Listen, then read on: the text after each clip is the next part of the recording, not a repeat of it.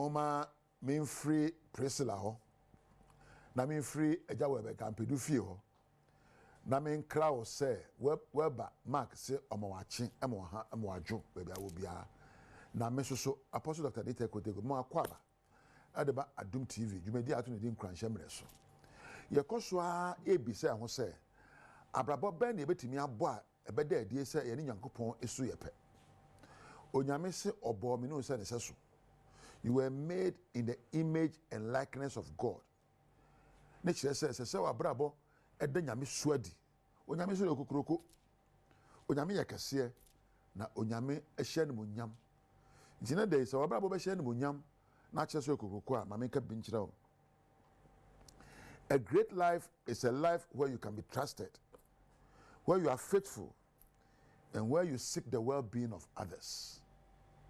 Ye kaso obi abrabo edimu na abrabo ye ne monyam sha ayi obi e betimi agi wadie sabe wanya jamwa aja na mama wa be wi akowe unye krama aja do mpema wa akowe ne mo abrabo e agidie wo kasa obeyo awoyo ne mre so ne kwaso you can be trusted and na wodi nokura so mo obi a ye ka obi odi nokura obi a sabe na akwane e hyebo a odi so na anu a wo hia aga bi I love you for better for worse till death do part.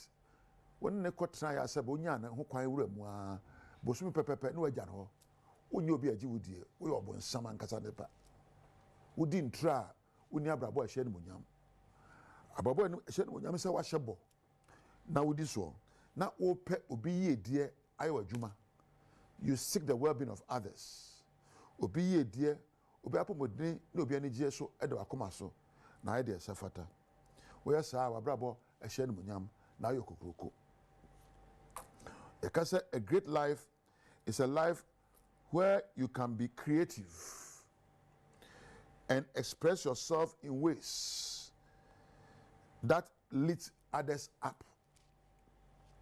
Potoka se creative obi otimi trasidi ebisa se o how ben na woni paso amane hunu ben na nipa okomu akonsider ben na atoye ne na wa pesa nyoma na no die ene anwaduro na wayi how na akonsider na free ho oye creative oyde ne nsa ne na adwene ye de sefata e ma nipa hoto no enye so sorry adidie me kopesika me pekai me perform kese eno nye great life obi na aye phone na okoto de na wo so yo obi na aye car na akotrem de na wo so aye abrabo edimu ehye ne monyam ya abrabo ya de ye bibi na so ba mfa so ma nipa entimi bisa se sabe obu bra ede na wo de won sa ne wadwene ye wo ye nurse ni wo train say nurse wo ko hospital no anse wo pa ne keke abrabo be dimu ehye ne monyam ya wo kasa wo ne do ya de ne be kasa na ne ho ato no wo post ni wo ye sra ni wo ya ban mu nipa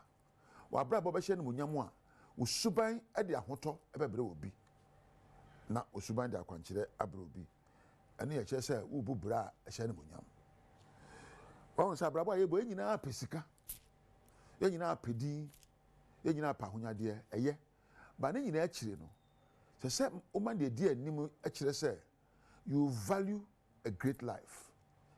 You will seek to make your life and monyam. You seek to make your life kokroko. You seek to make your life kese. Na ba ne sadia. Ye se utimi ekura nioma. Na nioma ebema wabusua. Wankasa wo man ho ato no. Na obi atimi atene za che se wo ye ani ha no. Ama ya brabo atosi. O hanka ebenya bibia bema ya brabo akọ anim. Enye kasa tenten. Eye ne ya edi ahoto ene nkoso ebre obi ene efe se wo bubra no nyama hye wo empo eye suban a opagya obi yese wonya osika na otwika na abonu nsuo gu nkofo ho na anu mekọ asori bi ye point na so fo yi ne ki na tese won kra obi a o me jona behwe papa isa na akotra na ka mu hwe yese okura bens nti asa okura wi ase nyina bens eye fidie nya bibia se wotimi pagya obi a ekọ bebe akọ ye pone ye o wete sen raden shira o se we ba asori ne koso na tie nsema mekan no fe woni obi nya nkita hodie a be hye ne nkran enya homaso ofon enhye ne munyam mo abrabom pagya obi ma obi animonyam enya wo asade ma obi nkoso na obi ani gye enya wo asade ene saa no na wo boy abrabo animonyam ewo mu nyese wa hyatere kama ho ayefe nti wa na akọ dabi ho ayefe no ya no bisa so obi so ayefe ena wa sori bisa so obi ana asode obi wo ho a se ofre na napai ana wiye we be mai eye metue mekwamye so a mefre chia me ena ho te sei ma me no nya nyankopon asese ya sori na dai abrabo ya bo nya won kwa na obo oni obi na abu ti bo modern ase abrabo be hye no nyam na epeje obie na wakrakra won sa na wadwene na abrabo so aba mfaso ama obi me donade ase se ode me no mie no nkwa ache ye ne ma me nkra ha na me nche se badwam dwumadie na ekoso anesa ntinya fidie na mfiri Adom TV edi am yeso ya apostle Dr. Data Ekotego emema kukuda ma obo machi dom eye edi ene Thomas camera for eye Daniel ni Osmosis sound Weber Mark Priscilla ena ejawa be kampedu ena oya production team me da woni yeso kanea ehwe manim ena empo makeup Junior Baden na pamfo ena obi o wadom obo adwumadie ba wanim nyame enhyira obiara oro nyame entina Chibiem Samu Akufo Badwam TV Badwam Jumadie eso yeda apostle Dr. Nita Ekotego ase eni nkranchen sama wode abreye de yedu sori e Badwam kase nsam no ne etodwa wo mu bia wo beti ne Akufo Addo High Court nso na achire akotia MP contempt no eno ne sembi na no pay me de bro Adom TV Badwam kase wo share live on Facebook/Adom TV Extra Go TV 119 DSTV 280 uko YouTube search Adom TV 2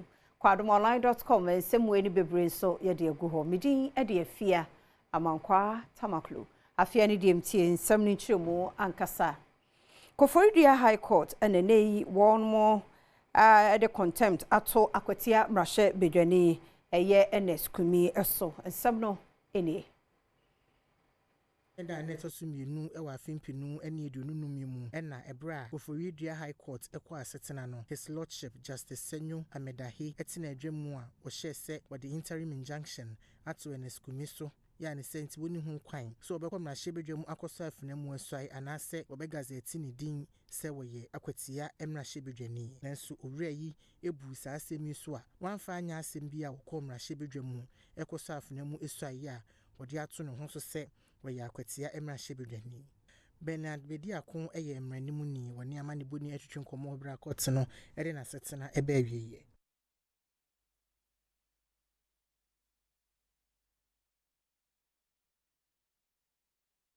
Baito akase no so na Civil and Local Staff Government Staff Association ene so edito edwa se wormo etie tua enne a make say de nti a wote atua no kase no etrim Civil and Local Government Staff Association etwaneti ase closer ede ato ekuoma nyina enim se yawada ogefo bosomeda etoso aduonu wote atua ewo maimu a eyo ye kira wo ye ede atia Samu Adom botwe asese aban abonidin mane ko birth and death registry akwakoye registrar no closer etwemu a odi kan betu dwase wo ba beti atua no aban ekire se won ha wo wode ato nanim no wo hwe no wakama wo mo nanso Ministry of Local Government Chieftaincy and Religious Affairs nhyiemu a wo ye yase a na wo kire won makon mesika ne de obeye afei mu no na owura botwe ewom the senti edi adanse se dibre no da so ekuramu a de aban kan ye se oyi na firi ho no nokure enim enkrata executive secretary Akufo Addo eribetu dwa wo kiremu se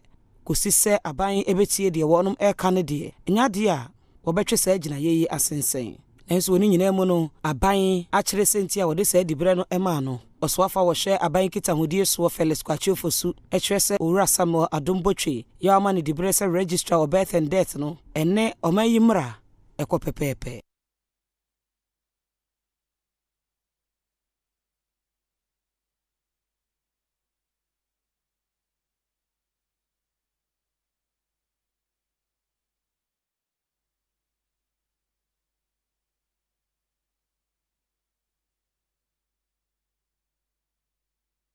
Bayanto akase so na yonkonsem fofromo na Patriotic Muslim Front and Lead Gate Foundation na won aye media conference 2025 efa Hajj akwantuo no ehu ne wɔn susu adwen nyina ne sa afia akwantuo no ebeye konkon wɔn asabo bɔ ne ema bi so a wɔn susu sempanfo yema wɔn a ebetumi aboa ya hese anka ni manum ya no ya den hihye ya papa begu akwam na etumi asɔ saa nneɛma we nyina ano ne anya nsɛm ya no pomasibre ne di kan ya besre sɛ aban a abai entumi empa ba sumkuo bi a mo bɛyɛ independent aye tum din independent heart commission na ɔmo dwumadie ne sɛ ɔmo bɛhwɛ nsɛm awodo a ɛha kwantufoɔ na ya hwɛ sɛ yɛbɛtumi anya no pomasibre na ebiem ya hwɛ sɛ yɛbɛform heart trust fund na saa trust fund no dwumadie kɛseɛ pa obedi ene sɛ yɛwɔ nkrɔfoɔ bi a ya no mankasa pem wɔmpɛ sɛ ɔmoboa akwantufoɔ na ɔmtumi kɔ meka yɛtoa ensɛm no ɛso na aban no ɛna ɛkyerɛ sɛ deɛ President Magana Journalists Association eblemi aban ɛwɔ nsɛntwerɛfoɔ bi a yɛtata wɔ mo no nokra bi anim yɛntimi fa so bɔ no mo aban ɛyɛ Government Communications Minister Felix Kwatiofosu ɛna ɛkasɛ ɛyɛ nsɛntwerɛfoɔ nkabomukuo enhye mu ɔmo yɛ ne nra a nsɛm kan bi ɛkɔ so no ɛme sɛ yesusu sɛ nneɛma bi ankɔ yie ɛwɔ nsɛntwerɛfoɔ nhye mu nase edi kan asɛm kan yɛ ɛkɔ so sɛ aban a ɔmampani ma da no no sɛ bi yabɔ po bi ana yetu agina bi sɛ yɛne nsɛntwerɛfoɔ bi bɛtentam na yɛayɛ ɔmonyɛdoa no ɛnyɛ nokre biribi ɛte sɛ bi ankɔ so ɛpo bi ɛte saa ɛnkɔ so baabi a wɔ aban mu ne ɛteɛ ne sɛ ɛwɔ sɛ yɛ ma nsonsonoeɛ da eniyɛ mienu a mebɛbɔ so yi yɛwɔ ne yɛ bi wɔ hɔ a yɛankorankora bi ɛna ɛyɛ ɛne ɛwɔ ne yɛ a aban no esusu abɔ ho pɔ sɛ yɛnyɛ nti sɛ woyɛ sɛntwerɛni na wokɔ dwumadie bi ase na obi a ne bonyo saa da no ɛbo anaasɛ ɔyɛ bibi tiawa menyi de so betumi aka sɛ ɛyɛ aban no na ayɛ na emom no sɛ woyɛ sɛntwerɛni na wotwerɛ bibi fa aban no adwuma yɛ ho ana proani kɛkɛahyɛ bi akɔso na wopa ho ntoma na ɛnu nti no aban no ɛbɔ pɔ ɛsoma nipa bi sɛ ɔmo mɛbo anaasɛ ɔmo mɛprawo ana ɔmo nkunwa ɛna ɛno no betumi aka sɛ aban no edi ho fo yɛtie ensɛm a ɛyɛ GJ president ɛde tu dwanra no adansedie bi ene wefi mo ba ayɛ sɛ aban ayɛ bibi ɛte saa na abra asɛm no bɛto dwa no me a meyɛ ɔsoafo a mehwɛ aban de wo bɔnsɛm so no menya akwanya ene ɛyɛ GJ panin no owura Albert Dwumfoɔ edi nkɔmɔ edi nkita ho nti yɛayɛ sɛ na wɔtwe a yɛbɛsimi no yɛn aban ane GJ mpanimfoɔ ebesi nkonnwa na yɛdi anobae ba yɛahwɛ kwan yɛbɛfa so aka saa nsɛm wei ama yie ato ayie na mmom mpɛ sɛ mede to dwa sɛ ɛnyɛ nokora da biara da sɛ ɔmampanin ma ama aban no sɛ woka biribi a anaa woyɛ sɛntwerɛni na woka biribi a na wotwerɛ biribi a yɛbɛyɛ wo bɔne ɔmampanin ma ama obiara nim n'abakɔsɛm ɛwɔ Ghana ha yɛka obi a ɔbrɛ ne ho ase na ɔpɛ nipa ɔbɛn nipa na da biara ne mu te ɛde ma nipa a na yɛ ɔmampanin ma ama Yeto Adom TV Badwam kaseɛ no so na assembly members be 26 electoral areas wa Mansia South wa Santemantem mu abontrene sɛ MMDC's appointment a mampani bɛyɛ no nyaade sɛ wɔde wɔn ho ɛbɛhyɛ mu bi ne nyinaa ne sɛ district coordinator no wɔn bɔ no kwadu sɛ wɔyi aban mpanifoɔ bi a na wɔn anim ho hwee emu nsɛm ene Assembly members a wɔn ɛwɔ electoral areas bɛyɛ sɛ aduonu nsia ɛwɔ Amansia South mansi no mu Asantemantem ha nei wɔyɛ nsɛntwerɛfoɔ nhyia mu akyerɛ wɔn yawdie atia wɔn coordinating director sɛ wafa kotikwan bi so agye aban mpanimfoɔ a wɔbɔ mu din bi ba amantam no matuma wɔanyi wɔn asotire wɔn akyerɛ sɛ agye coordinator yi ayɛ bɛka ho bi amanhwɛ a aban daakye bi a wɔbɔ panyin bi din sɛ wɔn bɛsom sɛ aban krakye pani a wɔn nso anyi ne ntum Nipa Mako 26 elected assembly members, year 26, Yamfre will be a na ye name or motinum pontia, a ma or more a decent, you must say, until I just said, Obon the Betchim Nintia, elected assembly members yemanfo ede to me ahye yensa said ye koso assembly ho bia na ema omunhu na yenhwɛ sɛ yɛbɛtoto nema ɔma amɔ yamane te sɛ yɛgyina hɛ ɔma yɛ awie yɛante ho hwee ɔma so ɔmo yɛ na awie nti ɔmo ne yɛbɛyɛ adwuma anaasɛ ɔmo ne yɛnyɛ adwuma sɛ no mo bɛkɔ ne deɛ a ɛne yɛn so yɛbɛfa yɛn ho adwene because deɛ aka no koraa ne so this is confirmation but koba say mo ye BBC na mo de fa back door emfikyire na mo de BBC de ene ye so yebadwen ho mienu say de oh ye kura nsusu ye pa ye Woma district no ne de ya dwen say na yebekọ de a ene ye so yebetu ye hofo assembly members fo bi a wo nso eba ansantwafo nhia mu na se ene Adom kase ebo nkomo no mo kyerɛ se ye de politics na ye adwuma nka me America se me ye NDC ni ye nyina o mu nyina obi anim sam de NDC ne kopa nso so enya de kwan so no kwam se sisi ya no am se we ne ye hu na ne wo ye nim ne dɔɔso because ye DC ya wo be ba na ye ne be ye adwuma no kra e ba ko pe se ko se di a ene ne metima kan se emwa emampuntu emma disinti mesre mansan kyame kwadwobi mriku amanebo asante mantem Yenye no so na Badwam kasea no pay no yen fancy he ni die mu a twen yen biem ne fa de bonkrata no ene online de ento so medi afia amankwa tamaklo yakwaba yada se yamwakwa ba biem do ba Adom TV Badwam dwumadie no eso na yamwakwa ba so de wo aba radio fosu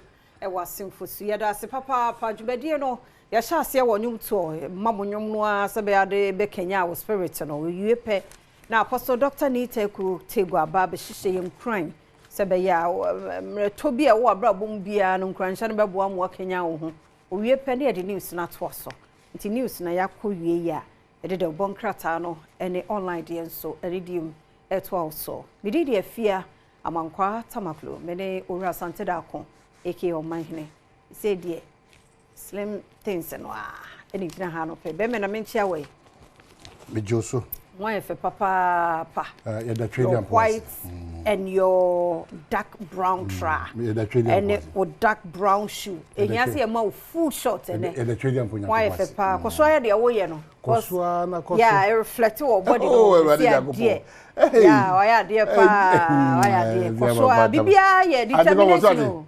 Bibia your determination. This also one ye. Jante come from you amechia. This a bibia also one ye. So be young kwa dia. Ebe ye. Bibia. Dia be dia. Udi esi wani subia no. Ye. Kasa ube ye nso. This all many honey a padrobo wakwem. But surpass also be ya. Right. And I reflect on udi nyabotre me kakra bisa ka ho. Yen si be middle of the year. Why ha muhu na muhu no. So Stefan say ah dey. Nema wo ye wo na brabo. Otewuna kwa. So she wa ko wu e. Jama bibi ye o. Ah dey bi say no e say any si bi na to. O da bi e. Me any si na to nyum che e bi before mo kasa bibi no. Na bi say obenya ato.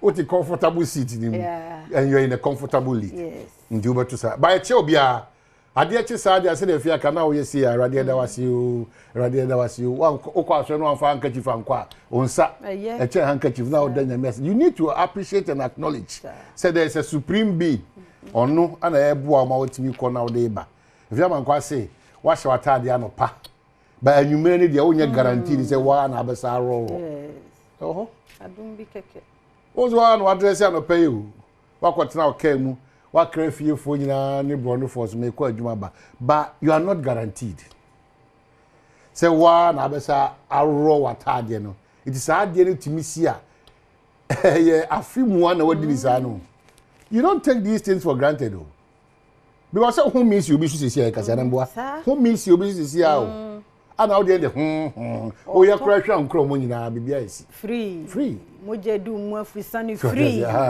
so that's the basis in bibia da na me ka say uda onyame ase o sorry prekopa na o de u phone gigiwa enkoho ansa the first word is otias in the radimedawase is enough radimedawase ni wie pe de o person oto aso ye bia no utimi ye nti fosufo ya chiamo mo atifi mantem po ya to e ba bia ye che obia mesra wo so a wo jebrede ye kasa ifa o kasa fidie so miehu na wo ya acknowledge you say on me na ayefe fosufo am yate e bia na voter region form me yate na northern region western north western central mo be ati na fe ya acknowledge mu ne akase ye ne mu na ehwibom ne ya chichire o mines de bi e betimi akonkan on the 6th of March so ni ma de na heba no ting so ni so ni dada ting aha ebe dia mo wasu wa bo se enkwan bia bi bebam ti bra na se ye ayi adwene nkwan a ye de be ma wo abekwan nkati abekati ko to renom ne de ko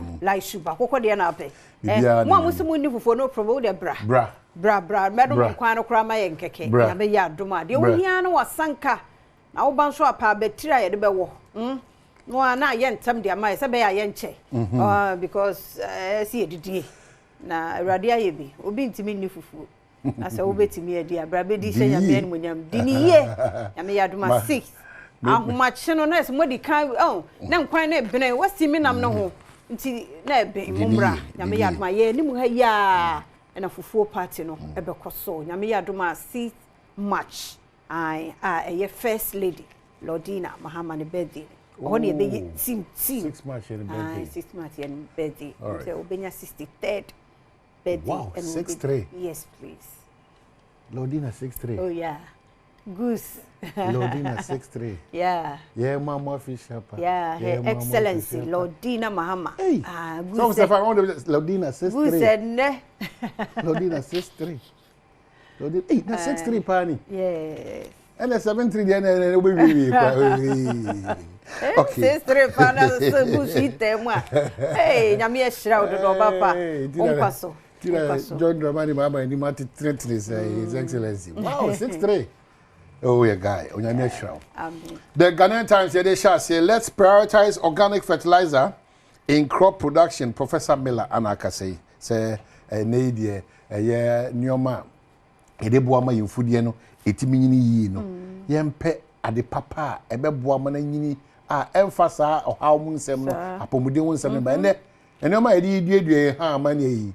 Ubo wona nyadwa I say he na utwema bare na mo e wo fa apro ayi alugun to green e koto obi wo dodo wa kwan no kwabena da ho bre na pro ko wa mana anyi e no ka che se o de to ho no kakra no man so mo de fra di mass ase no e fu no bo so de on sa nya common eyepa no so ye pa alugun to eyepa ayo ni leaf no ya no bi ebo pa yi inflammation no ne ade free ho wo nyini me ma me no me papa no me na nanom ukoto dwenum ne ade wonya alugun to green leaves ni bi na no na anom a eyepa ti ma so da ye fine hwehwe alugun to green the leaves no na no be fine to us for the Ghanaian Times anybody will say President Mahama Council of State may phone on no makasa madara mama mu ni bi esi da momma matamfo ne wona empese o mehu bi pa free oni mo makasa momma mo hu ni o mapane ne yepa enfri mfaso de a o ye Council of State member o de bre me man pay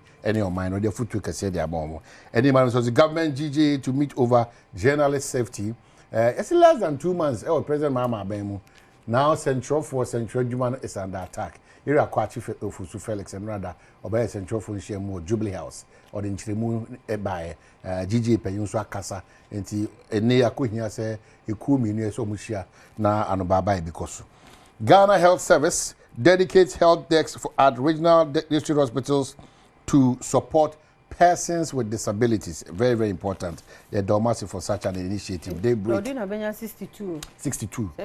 Okay, 62. 62. Very good. 6 March. Whichever way, whether there's a 2 or 3, 60 zone. Yeah, 62. Wow. Yeah. Daybreaking, so say, we will ensure Akwatia MP complies with court ruling. Irene's community for.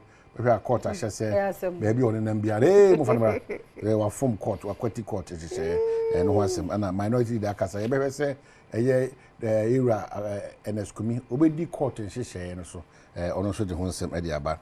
And him say, ex-NSA bosses reject ghost names accusation. National Service Authority in Common Guswa, cousin pay for now on that side, a cool, we are not see David. Don't can say in Nasudia. The Ayobia then or Kaki Kanasa. Massive encroachment of Takrady Air Force Base land. Tiana Busan says encroachment is here. And I'm paying for enough. You fast we see there, you know, Nafina, yes, I know we actually because we continue to benefit from it. You're benefiting from it too. nti ye nka bo apare mu agye agu wi asa wi nkwa na America na ba bo nti se bibia ese ba we ho hwe nye yibim wo do se ka obi dan so as government is insensitive to them edi pa so ye hwe han ma de ko ye ntwe obi aso nti o man kan ko ne mpuntuo ne de krokro de John Edding. The New Republic so Kasawaram say Galamsey boss battles retention. Oh, here I see Martin, CEO, Minerals Commission. He part no e bi so papa de adwuma o ye de nka ban cause ni na no President John Dramani Mahama on any pamfo on e be kire. Na ayana Ghana ye ntue bo ase. We have one Ghana. Ndide bi ada meka na nipa ko bi o NDC mu a na MPP brain na me madwene mu no na yese nke nipa ba ko mi bi etiminya saa bia hotena na omudi omudwuma omudi. Sa pepepe obi di say Ghana Minerals Commission papa obi di adanse awokeka a odi ahim especially the local content enyuma dodo na waje free eye amanone for abehye Ghana for but eno de enye yasem. Ghana education shake up needed. Massive rot at ECG de bia da ana yesi say na ECG chrono na ketase she aban beko. How are we limiting these things? Is that lip service? Obi aba okabi. Kase pa da ni ma memeni de bia da man pay di obi ba na mo so mota akire.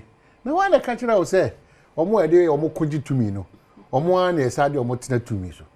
Ya omo ko baji tumi. Jefanko ya hihye wie no. Say na ma kire boko amanfo na edide sisi no. Sa da te abrabo omo hihye multimedia na nka say go mudi dem omo to omo no. Me na ehwe man kwa de gina yo. Me na ehwe man kwa de gina. Ene ye ji France na adomi. Eti wan ti abrabo na sesa. Nyamye ni mkrenye de bia da be ha obetetia emfaso bia eniso. The Chronicle the Obakata de ba o say NDC chairman caught in Galamsey web asimisa. Adamus Resources says he has invaded its concession in Tempa Galamsey Evaledra Ajomoro. NDC jumps to the defense of the chairman and also NDC also David Bibian was a concern. We also say say NDC chairman ya chen so Galamsey ana anti ho asem Galamsey to kwane de. So they say McCarthy will say ene sites are MPP for cover nyina ya illegal nyina no. Se okwa aproba sa sites nyina na fia NDC for so cover ho nyina. Enti no institutions no bia anya enka hwe obi anya hwe o de ma aban sisan brabo ha EP for be ye adwuma yoko bia aban sisan de a efia betime disika bia o Ghana bia. Na no me katro. Bibia bi. Asase ani de. Problem bia ni. Be kakra na settle. Ehona na wo kam ye ma hye me pese be settle. Na ya settle de no wakai. Be se kikiki no ko za. E be settle say kakra. It be settle. Na settle na settle. But online so a ni machebe dwani o say hey ewura bi o ekura bi ase o ye se ko man kakra o hey meto me ko to aba so be dada me say me juice kasa ye ndi wangi sense ka ni udwiri no say etimi see sir after politicization of Council of State elections worrying Era Benjamin Kwashi anaka say said the idea amanyosem abe for Council of State futufu ekuo no mama mpayin ha adwene pa ha de emzenya se papa 2 dead over 500 displays in clashes in Bumpurugu Nampa Duri district ade omo koye de ntokwa na ntokwa esi hene ni ade tie wi akire no enteme ho ase omo se music and so ade musical vice president gives details on insurance. Oh, good. Oh, good. Your bompire. Good. A bit imagine. No ni asem. A bit imagine. Era afanya so say no a muhu no wa ha. E no wo kasa no. Say obesiu. Say in case say the property bi be pie. Ora no mu a maso be hye pa. Nti e no so ehu asem. E no na me kai nana engineer Nana Tuata. Yes, on the 2nd. Yes, second. Second, 3rd. Yeah. On the 2nd. Okay, now we Friday. Friday, February 28th. I'm wake up, you know. Then a memendano. A year na banana kwesiada. Okay, so 28th of February, 1st of March, 2nd of March. Okay, Abram Kese. I'm here. Abram Brass School Park and Yamia. It's in Nana Tuata, former local government service boss ne maame eda from oba abayare ko a wonya 94 years on kwaso ti echiri ne bench obi a wonim na ato ata adawoma ade kase na ato na ni ti enyina bre no so ayonko jam no no anko bebenti Dr. Engineer Nana ato ata ti ato na na de adawoma ne enyina yakọ na yakọ jam no ya nso ye de eda ehemu a awotwe ye wie ya na next week ankopon ya duma Dave you test lokwa ko pen krabre ne yire ne abusua on shedding on kafra papa mo ya on kafra pa tino no se mure no na aso no ti ye da radio fosifo ase papa so moje bre na mutie de bon krata no ene online de no nso ba bia wo bia wo je bre ehwe ye tie ye da sinti wo hunu ne ekoso nti wo pia at least wonim ne ekoso o mamu na yebusa ho asem bia ahunso atimi anya bidia ma wo ye kwa agudie mu nsam kejuwa na nkasa to aso health tips no egusu edi sisie no ho komo sisie na ne kura ye tisi wa mo ho ban pe na edwonku esa wo ya akademu ano no ntwema ne nu saati bia no mu ansa tie nkomo no efiri juada no abepem ne ye di no na ochina so adom ne dom ye ya na de pachi ya oso asa tie bia wie pe ahosepe ebeba fe nkomo ba akumienu bi bewura mu na asemidi ka ba na fe pensem mu ato so eno ne ye ka ebomu ye na boa sebedwem tikoso men na ha gidigidi bia nim atenie bia nim nsam a wote a edwodwo akoma ema wo follow de ekoso omemu ene ye de bro wo ha Adom TV fufuo party no ye kai o senyame ya adoma seat match ye koso ye forecourt heya multimedia kokomlemle ye wo hia no wasanka fabra wo ba wa pa wuje ne we ye ka ne se akakadro so ho na de atwuma ne mako kakra se be ya nkwan no e de guma se be ye taste se de ne hye no wo pe no wo ban so a sanitizer ne yi kakra se be ba wo so wonsa no watimi adi afili minim so watimi adi bi wo fie no kre ba we no ya na ye odro ene ye pese ye kire ye ho ye ni somo pa fibre de ba ye de we amuso ye mu no e ya ho ho a ti nyame adom ya ma afena kwa sa betu ye bi mu a sa be kan ye ho na eni fufuo party ye wo hia no wayewa ti e kwa ba. Right, fantastic morning. Abusu emu ache mu akwa be mraso se de agudi mu nsam etwa so se bidwo mago kansie ene so ya ba na ya ne nsam ne doso. But yes, fata sa oti de chichi ne kufu de bakete wo se anya de do wura bia esi akonko na Afrilac Lotto na de esi akonko sa de by *741# *741# Afrilac Lotto na kwambia so do ho agem amanfo dia na edie it's been 70 million jackpot na da hwa ye se obia medibi no na eso do ho agem na otimi edibie nkrofo di at 5 Ghana cedis 17.5 million sika na merebo bodo dem no wala me tisikade ya na me mfanta aba wala ata kwe man for easy to also brabe zibi 10% discount abra will you see the LEC code no nti ye bebisa code no abo LEC ne about 10% discount brabe zibi ai bana pade bo twa me producer keju wana nkasa ne Eric Asie no buari be sha say the UEFA Champions League now time you celebrate the boys from the men so men na gina nchen na boys na gina nchen enra penny be Santiago Bernabeu we de Yankopon Real Madrid the Chi City here ne ho adwuma no mo na da ho crutch yes these are the masters of the Champions League and of course other games so PSG is also ne Brest we ya can boom 10-0 on aggregate wow and any other games so in the UEFA Champions League yankonra right and so PSV after extra time at Juventus Afimo. So 2-1 in the first leg, Juventus ball 2-1. Then in the second leg after extra time, 3-1 for PSV into 4-3 for PSV. Might qualify for the next round of the competition. And Shannon Somame so already find out what he can Milan at the few minutes. So teams are qualified. Paris Saint-Germain on 10-0 aggregate. I qualify Club Brugge on 5-2 over Atlanta.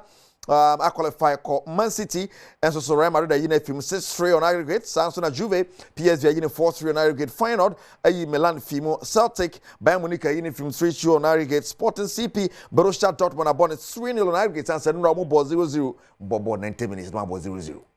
Hey, I'm going to be joker. Yeah, near my must say BB, I'm going to destroy everything. Monaco, Benfica, 4-3. For Benfica now, the next round is set. The draw China. yɛhwɛ sɛ ne ɛbɛsi akɔ Paris Saint-Germain qualify kɔ ne money Liverpool na Barca and a bebo in the draw. You how that goes. Club Brugge and Lille and Aston Villa and a bebo. Real Madrid and Atletico Madrid and Leverkusen. Baby odamno. Mubako na Real Madrid benya. PSV benya Arsenal na Inter Milan mubako. Na final denya Inter Milan na Arsenal sumo bako ni ahwesa na ebesi akɔ. Hey. The second leg, you know. Wow. Bayern Munich, eso kora ni mon Leverkusen na Atletico Madrid mu ba ko be sheto benya bia benya ba ko nti Real Madrid enya Leverkusen benya Atletico Madrid. Na fe Bayern so enya mu ba ko nti Real Madrid fa Atletico a we be fa Leverkusen. Wow. Borussia Dortmund eso benya Aston Villa na Lille mu ba ko na Benfica enya Barca na Liverpool mu ba ko. This is how the draw is going to go.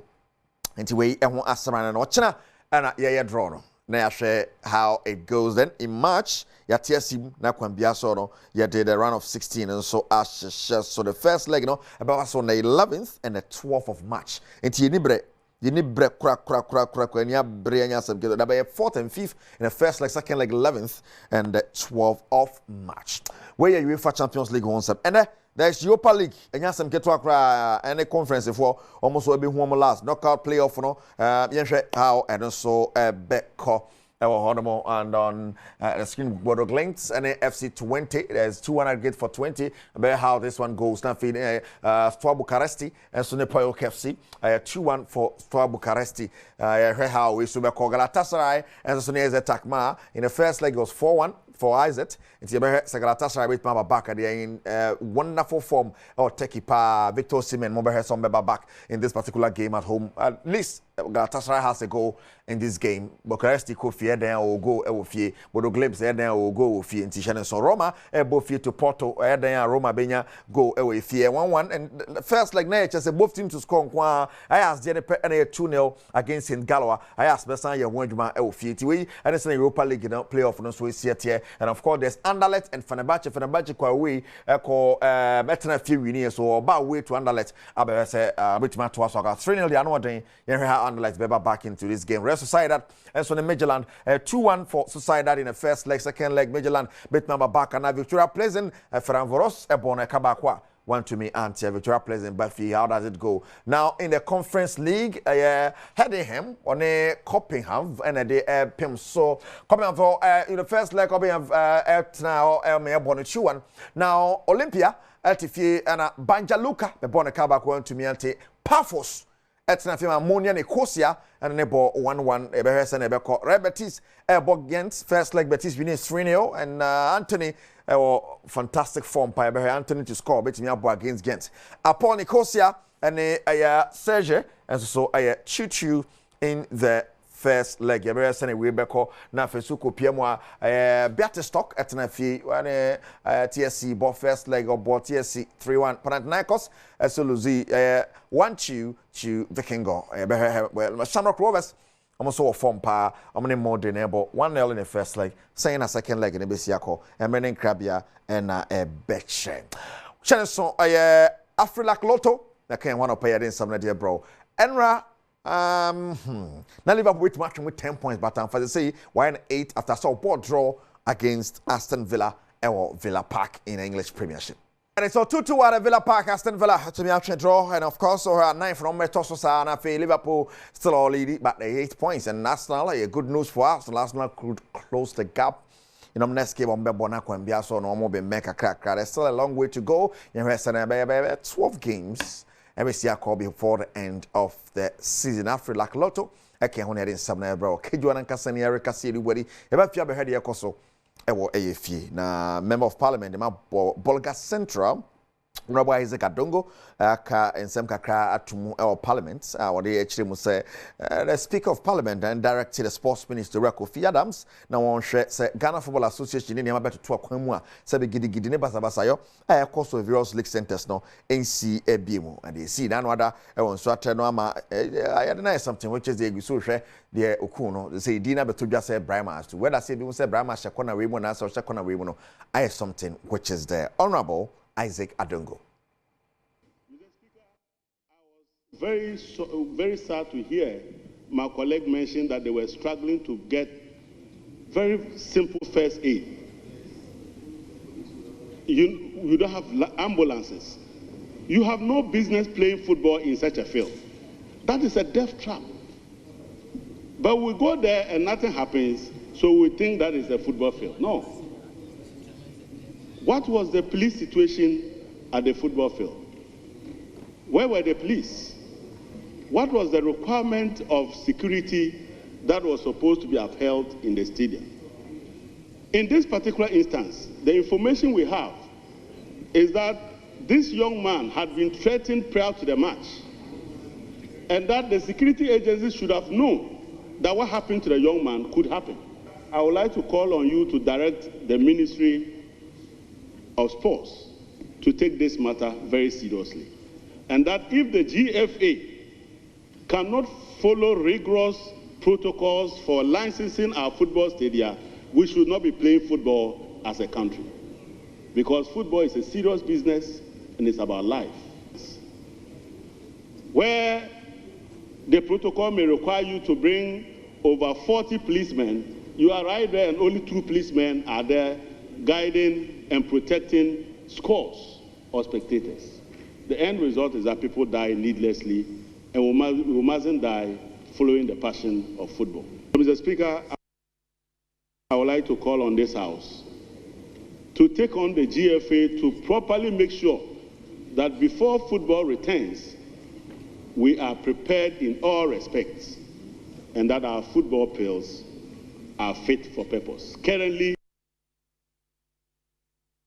Honorable point. What point? By gidi si or stadia hold on there. See nyabo body. Gidi say gidi pa there. Say gidi see a fat table. Oh, yeah, fape pare. Yeah, the two kana gidi. Yeah, peja nema. Some call parliament honorable. Auntie, if you are very fine. Ghana Football Association tomorrow. Former Director General of the National Lottery Authority, on a source signed Member of Parliament, the Malkia North, Honorable Samia Ukusu Nanuatum. Or today said the Amagiti AC were the various stadiano, a poor officiating, say, Usi Ubia, Sabe, a one day Nibreneka, Nakofa, Yenisa, Ediaba, into our catch them 24, and somewhere no more form 90 form. Citing drinking sports and beer bars around these stadia and sports facilities. One, you cannot enter the stadium with alcohol, but the people just take it before entering. So they enter, and by the time that they reach that peak, that is when the match is also at this height. So one, we also have to be clear on the modalities and the guidelines and what we can also have around the various sporting facilities. Today we have a colleague down that I'm an unrepentant fan of Kumasi Asante Kotoko. But I also believe that in helping protect lives within the various precincts of our sports facilities, we have to look at the very things that are cited around it. Yes, you can have food joints, but the siting of sometimes some of these drinking bars is also a disturbance. Number 2 has to do with also enhanced security within the stadium. In the various stands, apart from having people who are wearing security badges and uniforms, you can also have plainclothes security. And that is what many of these countries are using within their stadium. So, Mr. Speaker, football is the passion of the nation. Wherever you even have small teams playing within our communities, you can see that tension is always high. How much more when it has to do with league standings and the position of these teams on the various league table. So whilst I commend my colleague, I would like, Mr. Speaker, with your kind direction, get the sports minister to also pay keen attention, one, to the issue of security, issues of officiating and refereeing, and third issue has to do with the siting of these drinking bars around the various stadiums. Right, fantastic. Yes, Orasamia Uku. No, so then they are to Jenny Tipania, they are drinking bar. Some they can later. Yeah, they are Germany form to tribute stadium inside. To tribute, but you know, Germany and just say, it's my hour. But to tribute, you bit much tribute for the fee, no, they are. Or by the next few nights, who are you? The drinking bar, honorable. Well. I'm sorry, I imagine so now, yeah, they see none of pay, but Shannon Sumame, as a copy more, quo, and an important one, interconnect coso. me ama mata in private secondary school enra mo boy mata koma one of boys mo boy mapa enra nyantes mo bo two games sheni na in private secondary school afi mo nye trophy no mo nye trophy no team bi antumi e course was St Peters and pass for boy mapa ya we shemo well yes after like lotto star 741 hash star 741 hash with me aquafrelac.com na kwampia so no was take na 70 million jackpot no what me adibie nipa na edie nti so ye pensere kodibi classic na mega jackpot no koso anya sam keto from 1 Ghana to 20 Ghana cedis kwambia so with mafaso na odiadi sika dia go botomo e bi di 17.5 million bi di 70 million nyina betuma disika dia go botomo anya sam keto 10% discount koso kama pa anya sam keto akra. Now this is coming min ye jame ho na shara ma me yere akomi kuruma ko pariwa kakraka pa dia ba afi obi entumi mini fufodie on the 6th of March e wo multimedia nim ha ya ye didi mala me nyame fufuo na makaka do tua na pampam aka do nkan wa me ndimini esa kaka do no so garlic tirimu no ne nkene kakra wo ne yese what taste ne nkene nkan wa nhwera anti taste ne papa me abenkwan obwade nyankopon on the 6th of March full party pe wayo ato ho fa pewayoa eto ho na kama pa pimpe fufuo no me pede soft me mpe fufuo agu a pempen dabi fufuo twan kama wade nyankopon ama me dodo makama no pai eti pewayoa bra de wo hia na wasanka #team we do it better. This is multimedia yakase ya I guess yakase yenye ye de ane ye enam bia bi wo ha ope wo a ubenya ope jata ubenya akrantie osibo bubo otwe bubonam enwa say nwa boy ni ho pastor vim emire bubo na enkwa me depa otwe bi nkwan ye otwe bi nkwan kan 3 days na count za ho umra me ni fufuo 6 March e wo multimedia ni mo team for ayo abra me enko fa wayowa be se me enko ayowa be se enko Bernard Padi botwe be producer kejora nkasa ne yare kasa edu bodi apamode won sam bi wani tua mesese fia makwa tama kro e de to aso mo wi ade aka beba koso ahwe bedwam enen so me mo akwa abado Badom TV bedwam health tips so medi de afia amankwa tamaklo onim de na wotwe ye kasa fa ho waist pain usisi yo yanko ade a tie nkomo ibi na yewi a woni doctor akasa watu ana monso akoho endpoint homeopathic clinic on adaroma na ye de dwumadi eba teneso anu sorry nyon wankem no miere bia yenya kwanyi enya doctor for no nkasa nenso yaba na bobo anu a wotwe mu nyina wo kire ye waist pain adwuma bi a wo ye nti amu usisi ade ene doctor kasa do ene so ya na asane amu akwa aba aseda nyamde ebra ben na so obi sisi ye ne ya eni kwan so otene fie ne mu so otu anamo medase said yes adi nkomo afa no this week nyina no me ye sure say obia anya ne chefa enra edi nkomo fa courses no ho na ne ye ka drivers no obi wa was menya driver but ye nyina nde myself drivers no doso ebia wo ye wadwen say wonya driver enso so ebia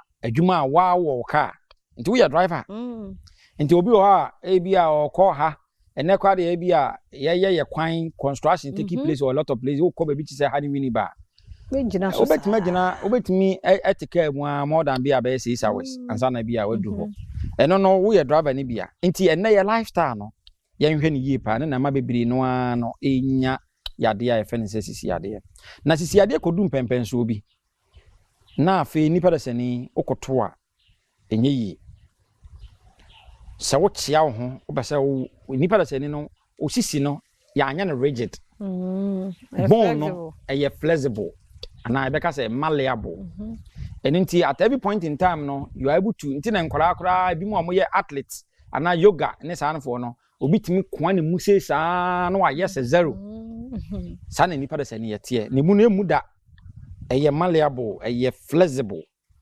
but bebre mu no e de no se de yakoye no se se ne de no aya rigid aje se de metal na rust no so hu o yese ya waka so yese o yese ya mo so no waka e kodu that stage na o was one pay you be ka fom so what you obi a wo sole film pa so na wo sɔre a wotim sɛ wo brɛ ɛhyɛ aseɛ no wo tena se na wo sɔre a na ayɛ asɛm a saa waist pains no saa waist pain yɛ mfa ntena fie wo zo osisi no afei ne yawo no emu hyehyew emu yɛ wudu afei sisi yadeɛ no ɛma woto ase hyɛ aseɛ sɛ twetwe fa osisi no ɛba woto ase ɛne wo nan ho nyinaa pulling pains ya eni kwasa wotena so sisi ade no afede nya osisi no mpo wo hu se wo nan na hyase se ejene from wo nan soa no ejene aba limbs no na je se damage ya no wan hwe ya obekafo wo hu se osisi ade no afede wo te se mpane titi ne wo wo yese na wo ye ntena so we no nkora nyina experience bia na mpane obi abetimanya because akola no se wanya accident na the spine no aka enkora no kwa de omo betimanya easier but empanyifo nya ne sene se de enkora nya because ye wunyini ni ntia na yes se wunyini no enti na se empanyifo buba bi se wunyini na edua nyini ane po ebam okay e po na ebam no ene se wunyini no na wear and tear activities ni dɔɔso sebi enya no pakora no a ebi mu wɔ ha minimo bi wɔ ha ordinary empaso agro die kura ma obi anya sisi ade ye wo se de si ye nfa enya pan ya o se o sisi eye eti ya lifestyle bi ye bia no ya wanya wamfa sebi wamfa care anto ho a utimi se o sisi no sisi na asase adum pempenso bi a afi wo beda sore no ya nso mu a wuntimi enye wo hu se afi dia manfo hia wa omo se papa ase de wo chia no afi obi sisi no obi afi oba utimi se wa bankonkomu a ase ni mu no akoa obi de no wa chia sa sisi ade no yentena so enti some of these things no we mu kokoye sa ade no a na hia se sa nipa da sani no o so wo rush e de ba ayadasabia na sa wo pese wo rush ba ayadasabia de ya endpoint yedi mu akotene kese pa wo Kumase wo Takrade wo Accra wo Tema endpoint for number we na je direction no wo Techiman esiama enyina endpoint we particular clinic ye ben wo pa ya de bi ha obi aso so no for number no 0244 86 70 68 0244 86 70 68. Yada say pa Dr. Duboate na yete ne nka no nti no ne number no de ama ono frɛ ne sisi na ne ne nsa wo so de yedi hu nkomo ne yare bia ɔkyena nkwa hodin kura yin a wada wo ma ya kan ho yento so yada say yansa mo akwa ba bi mra Adom TV Badwam dwumade no eso sede de wo no ekɔ no nyame ya Adom 6 March ene sa breye ne nkwan no ehuru den ye di de ohia no wasanka wo ba sa wo pentam de ne onya ne ayi waduro nketwa ne wo manyina ye wo ne oba na de ahye ho oba ne yabobɔ so ma na ne wo so asate wo de na ese animu a ne yakwefu asanka no bra enkwan bia de be ma wo penkuma nso aba no anu bia de be ba de but wa aboabo ho ne ma nketenkete bi ho a ene je ne ayi akakaduro aha na wo de brebo na twim weba so opede brebo wo mu se otimu se atena asante fo ndi oboa mbedi am wasu garlic kakra akakaduro kakra na brebo no mama me na yidi atum na odi atwi tie no sa na ne life super nye bete anabe emu se wo ahini so bo ni trim ko se ye timu se na num atoso ma hu se o memre nte so ni ade a mpre hu nyame ya dom a 6 March na ne enyina ye hia wa ha tim ne ye die feel ati ase minim se mutimi di bi ofie ampa ba we ne ya na on say mota hu ye ba ye hu mo ti edu bibi sei mu a na che se ye nyina ye didi na nya aduane ne die nkwa wo didie na nwu so jeje ho ne ade o asamunim de etimi ye nti nyame ya dom a ye hia 6 March e wa haya multimedia kokomlemle Joy FM uba hanuma ye nyina ne atonsa didi give us for nti wo mo abaye ba bedi nkomo ahwe apomudin mu nsem sebeye benya hoden na ye de Adom TV fufuo party be me na me nchia we Zefia bejoso na bibia aboko de Yesu Adom fufuo ne mu de na ape me de na me pe bode de no body de no ayenya daje awa ma na yemre nse body fufu nso de obewa ma na yemre no wabre pa enti mimi fufu die na etutu sisi e bi enemi di bi age afese ne ne o slow ho mentam to fufu sa me onkofo bi o madwuma mu ho aigbefu na sidu omu di fufu sine ena mimi mo mi pa akale ayo wani adane eye ni bia ye banyame yadma 6 months o de bra o baba mba be di fufu bi o be jai sa yearly fufu die no na wadi no okay every day fufu de time I work class ne de na fufu ne mfa ni ago be du nkran da je nti no ama ena bonten de no so ya mention na guy na ayo sa no ebeye wada o ma yentie we yo nti ubenya hoden no abedi fuo ni bia e wo se wankasa nso ye onipadua no emu adwuma nti se de me kan se fuo no minim di onye se minim di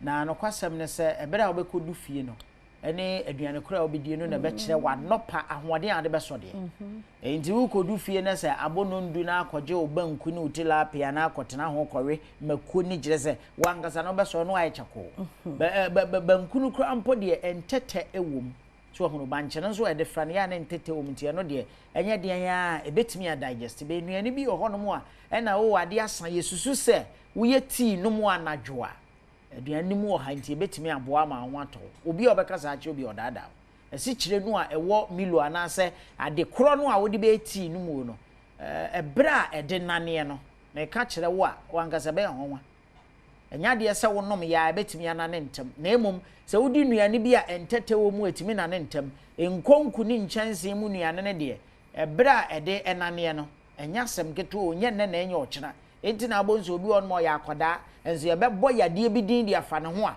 na obehwe nuane a wodi na akofa ede aba ene asetena mu nsuo no de ekoye nipadua no eno na wose ye mane hia ye o nanso ye de eno no enhye da hia ye papa de ne nsa besom bia na otam ede ewure nanum enti mesrawo ene se wutie eye nkomo a ye bo ewo Adom TV so a efi give us adwumaku na kachi no a na wahunu se nuane a wudie no nso no eno ene boa ema onipadua ne kro ene ne ba no nso etimi eye adwuma obi wonu ma odidi na so okokoda ade ye beche no na obohun se ase yabo wankasa wo sode anopakora eye wodene mesrew se nuane no ene o system na nyi e bi kra nso abere na wudi no enye bere papa abere na wudi no enye bere papa nti wo nse ahya wo so na ayese obofunu obi aso afu aye kutu wankasa no wonne wo ho eba ne sa na jese ohaw ena aba beto so wo kwa adwuma nkura sa wo dwene a ensi so wo ntotu nyina ye basa wo bi kan wa na abu afu enye wo a na wa ma ade wo ya aba beto wo ejina se enuane a wudi ye no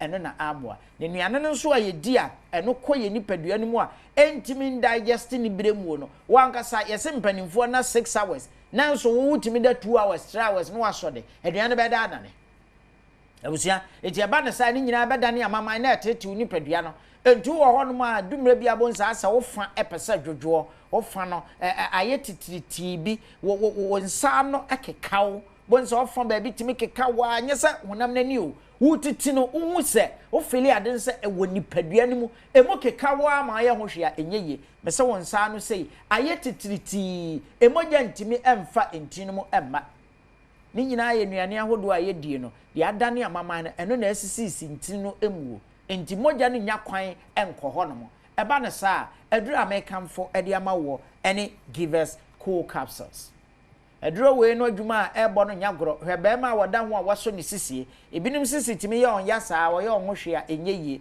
wontimi kura ntena se no wafaade mpo ewo fom ya adwuma ide dumre bi abetena se saa dumre bi nso abesode anante na ahyenkafo wo mote wo moto so saa wo mo apamade ete wo nto so saa ebinim so wo mo kodwam a ekoto ntosi ni ade no a wote ne to so saa anya de so wo sodepo mesre waduro we na beboa wo give us cool capsules wonom no na eboa eyi amaman ne efia hodo a etintim ewo wuntini mu onuane a wadi antimi an digest no a ama obo ofuro no ayekutu wafuri ya edokoso sabese wafu gina so ama enam so ama wo kasapo ana pampan ewo chiri da bia meka se sister bia menim no wone me bonko no se na no obi ba ya office so oba be ye interview na wo kasa ye no pampan firi na num ba me boss ka che ne se wonko no obefre no enso ni CV ekita no che se obetimi aye adwuma no se wanum okasa na pampan obi ho no mo ntwini katrema so yi na obi nso ode ye chronic etene so entitia na etete no kyerɛ sɛ woyam na ayɛ fie nti de bra obanum give us cold capsules adure bewie na woyam no behwie kakra na ahohoro yam nyina no ɛyɛ ahwɛsɛ saa sent no wɔ hɔ a obi otimi ka kyerɛ sɛ ne tirimu ayɛ kuro abusue me so obi a wɔbɛka kyerɛ sɛ otirimu ayɛ kuro enti ye we bia wɔdaadaa enipa no ti kwankora no ade a ehyem wo no ɛyɛ kyim echim no nso yenim sɛ de ekum abo asabe mpreduasa sɛ de ani kyim no ɛteɛ ɛyɛ ntene nketenkete bi ɛna ɛtoɔtoa ya ɛkɔ adwene no emuo na yɛ adwuma na de adwene no mu ahoɔden ɛbɛ nipadua no mu ɛma etimi ɛyɛ adwuma na sɛ wo de ne saa ntini mu esisi na sɛ ebi ho kɔte kyema a ɛde stroke bɛbrɛw ya na wo sɛ stroke no ɛhyɛ ase a wadwene no o ɛnka ne de bi a wo fon ba bi na gyesa adwedwe sɛ de yɛ wo adwene mu stroke a ɛno na bo sɛ ekimu a menu ya no ano no nyame amfa fie a wontimi nsɔde nante bi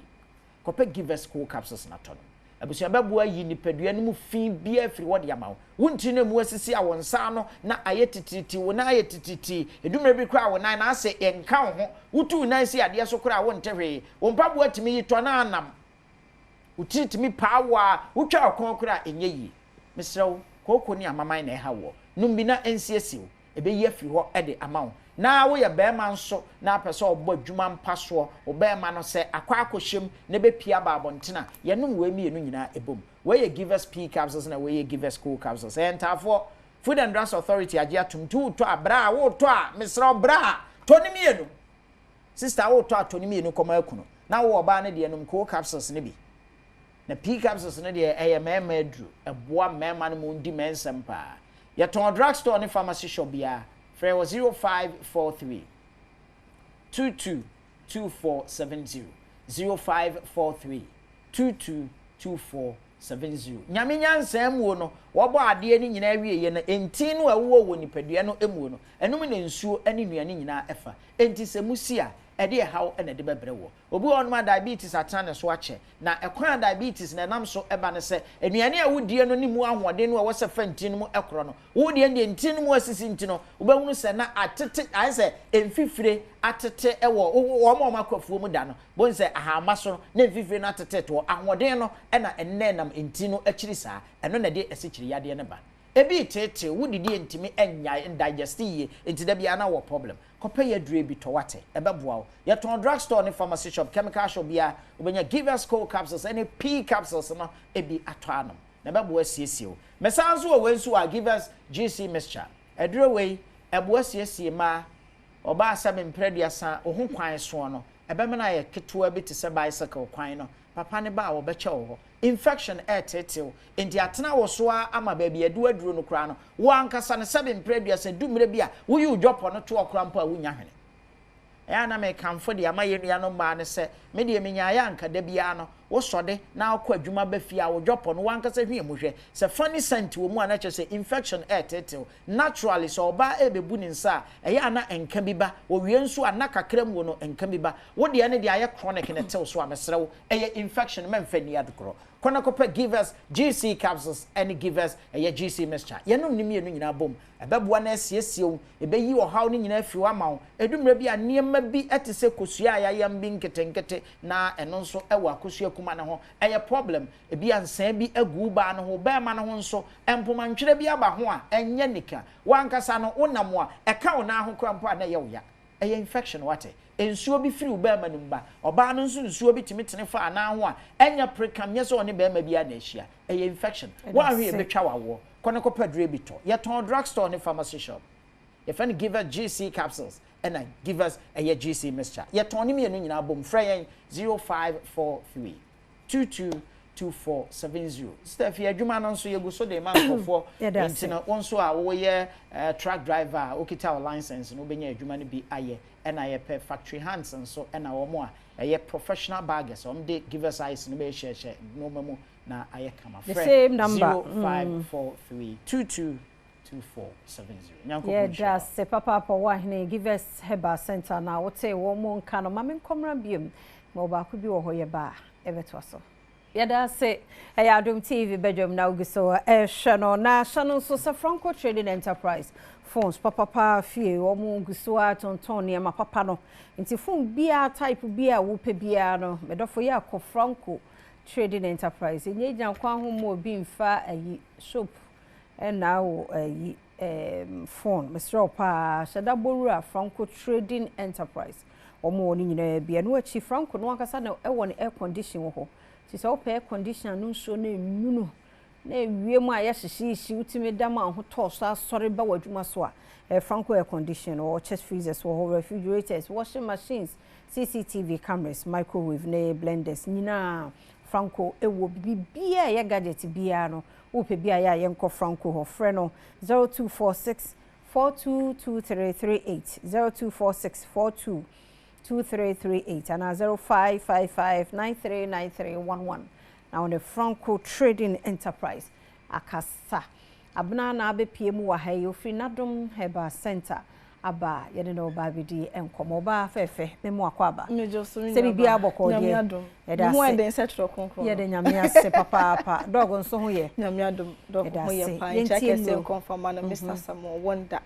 be wo bia no pe ncha kese konfirma nyame sha pa na onye okese se odi nimde enti se abedomo na wa ma so abanfa so amagana fo nyina Mr. Samo wonder ncha kese konfirma na nim say last week me fi ha call na me nya call from counselor bi ni di nkoma o say man bi di asem bi abetu nanim one ne yere nsem entokwa na yere ne say be 2 months ni keka ko be 3 months ni kun no ene no enhia da no say wadwen ho a wonte ase o de o ma fa counseling be ma esi dodododo obeja oba no say abnanti si e be nde ene de frame ma me no so say na ukunu enka de asem no say na tena so chechem be ekeka ko be 3 months ni mi kunu ni mi hia da minim ni entia to ni oba ni di nkomo no hu say sa ahimfie ho ne nkoyi o say enka ni nyaba e wo oba na ho no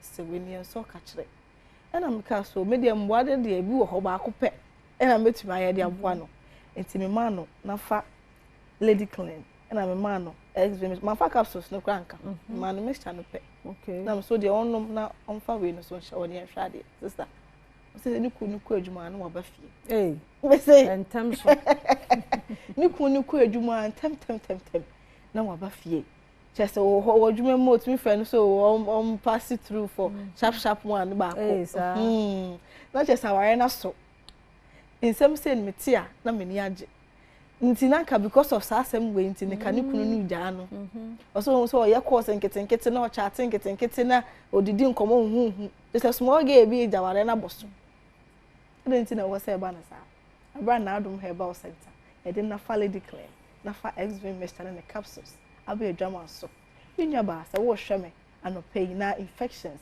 aja himfie ho no maboso we treat for so many years nyankwa we e beti ne tatahwe na lady clean ebe yi sa hawli na efi hono mo e dia mo and I so portable to me the show back pocket put me the show bag the bia pe bia to me the weekend o kwa bet me the ko ba ko weekend that you can say so one sana wako prepare ahead what I say nti say net obe hwe kakra egu asawa nim na de ahya ahemfie ho nti no say enso e na begu ahemfie ho no mo ahemfie ho ekeka e bia wo na chi anasa abrabo mu sem ntina ma ahemfie ho no ebia konkoma to yam use na fa lady clean e be sa chia moa obese so that dem sa kwara mo no na fa lady clean e 100% natural yankasa ye haban ene ndubra e na Adom Herbal Center yakokwayem akotiti ndua haban ni ndua hini e de fa fidiem ahoro ai no krojan doctor fa kukudam e na ejira fidie ho de haban aye edroi kama ye wi so e de guni tuom simple fe se mamonje na monfa sesi ahemfie ho enti se nsuo nsuo na egu no ene kamboni bi ena nam nsuo no hwa na ni na se yellowish color brownish color bi minja ba na ho bo modern se wonsa ebeka nafa lady clean yi bi ebehwa aboa eyi sa ha ni na e de fi ho no mo e de amaw na wodi we hye ho no na wonom nafa XV mixture ene ne capsules nafa XV mixture ene capsules no say ene tie obotumi e de mixture no anom capsules no and say anywhere abetumi anom abefele comfortable bia no nom nsuo egu ahemfie ho nom a ekeka wo enka ba betena ho no kai na hye no so se e wo mogya ne mu ente wo se wutu ase wo ben set we ni all right na mom na wo se wo num we no na de wo system nim ni na flash best ne because obu ono ma say infection ne ba oba ko to edu no de ahye ho 2 weeks 3 weeks later na san so aba na root no I was also ase no ontu because you are crying since say we trust so na say we into e be say fifi enti wo de hye ho no e be say ho for just some time but a miracle na nim na be san so because main factor na dey issue no eba no won survey enti no sa no be hia na fa XV mixture in capsules we no ma e be too infection ase de ama okura we no sat na so acha ye do beto be 1 month 2 months so e be ma ndro no a month or 2 na ye ho adwuma yie na siesie be yi sa how infection treating na nyasem kito especially at now so acha word ma started from SHS or use you know treating no so kwata so hit no that na so acha for so many years ni Mr. Bomodem say won sabe kanafa XV mixture in the capsules they be make say enkra no ko SS na eya muntu bi mfa mom no mfa nko no mfa mbom ho ban imagine say wa ko oti school na wanya infection na wuti and most of the time so enya washroom no nko anso e to dan so appointees no o so bi be wi anti no si onko hata no dey send them te munyunyu sa na wasan fashion infection bet na infection e fi ho no mo ti mesra mo yenwa ma no ne ye mama ni ko school mo ma yen to bi mfa show mo bag mu no mo fa nko siesium mo be bo mo what I say e na fa lady clean e do no nko na hu di na dey frame na number na 053 11 56 556 053 11 56 556 to be send the bag mu na on fan ko say so mema na eto mama no ba because obia ukọ na say ya we so say ai as say mere no na me fiancé no ntumi say changes abem oba bisa say na secret na ne de oba catch us say no na for lady clean say mema no cry for bisa lady clean more me say me feel so obi oba bisa for examinations o pa cho me pe e ma do kete na box no obi apede eye obi apede ache me e sure say mema no mo come market am ko to shoe mo nto de hro mo pede ache mo ari ase sa na obi apẹ no obi apade pa ti me nwa ba siesie ho wo bo ni pedua no ho ka no na wo ba ahemfie ho so ka ari ase nto mi akese nko enhye nto hela akese nko engina so wo to no na wo bo ahemfie ho so ka nafa lady clean nafa XV mixture ene the capsules nafa XV mixture and the capsules no so mema betumi anu mama na ye bema bi ho no ma say ka say boxer shorts kuro to be shebi because when you discharge ensure if ni bema mu eba na chinchine atare no boxer shorts na no edu ni meno kodu fe na akaso onyi na atana na adwendwene no gina ho bi o just odun so pete so na awo emwa emrasa na wetime yi boxer shorts adent na nafa XV mixture na capsules so na wo kosa atiti we mu na wo kosa o how we mu Mr. enkosa stress we mu enkosa atiti we mu bomoden se won sabeka nafa XV mixture and in the capsules so wo so na ubememu ehhehyew o Philippa sa Johnson no edo so ko just ko Johnson ne ma kitwe bi na bana san so tiya o won so kwa be we na nsuo bi na se moje bi e kire ba bo ha yi no ne show alege no testicles no emutumi hyehye no mutumi ya ne ja obia zip mfa no hwenka no so na of Philippines ewom infection etumi de sa how nyina eba bo modern se won sabeka nafa XV mixture and then capsules so Johnson na ba kwafa Mr. Ojantafo na be wo de bia rom keka se ne ba be wo ntaf enko tanda mi ase ko ya kaka ben se mo sorry na fo no be sere wo infection bo modern se won sabeka nafa XV mixture no and then capsules na no se infection no so set na so cha ma be ma no shrinke fon aya ketekete wo se na pushikom na pushikom obi was we dey eduabo ni aso mesini antoko no bo media enye eduabo ade infection bo modern se won sa ebe kanafa XV mixture and then the capsules we ingredients bako 25 and ya dey ayabako polygynia pinnata no menya ba se eboa kumkro se ekuro abetena obe membo ha ne sisi echi se na ye ne ja ekuro abetena ho amoje ne ho enjo ka ne ho enka ehwe boa yi sa ha na afi ho na afi so two infection asiye pa ye boba bi one ma infection den sa sha himfio na so tia na discharge no say to meeting discharge no adenti na wo say ba na sa ingredient we na wo ma be boa hwe yi sa ha ni na afi ho no mo e dey amount mi strength na ho my infections engine peduane mo so abra na Adom Herbal Center ye de nafa XV mixture and the capsules e dro wan so we abedwa man so your number no 053 556 053 556 na Adom Herbal Center infection kwan treat is na Emma say ebia relationship issues bibi a chire wadwin so bia no fa beda yen bia na won sa na so nan eya na ye osititi udidi a na begina wo boso bafu ayekutu pekope udidi a kakra na ekom sando ye bibi kakra na wabre fa beda na Adom Herbal Center be hwa abo yi sa ha ni na efi ho no mo e dia ma ye ndro yi enye na pharmacy shops and herbal shops a ewo krom ha be bia no wokwa ubenya bi atọ bibi a chire wadwin so bia no frɛ na nyame adom ti ene ndu papa ye wonti e be hwa boa eyi sa ha ni na efi ho no mo e de ama me san so esi ye number no so biom e 053 11 56 556 053 11 56 556 na Adom Herbal Center yes ndu papa e wo krom yada sepa anti enui no waboso de eche wadwo frɛ wo ma wada wo becheche wo mu pa ma watene he ma say mamemfa birthday celebrant yi emfem happy birthday nkoma DSP Comfort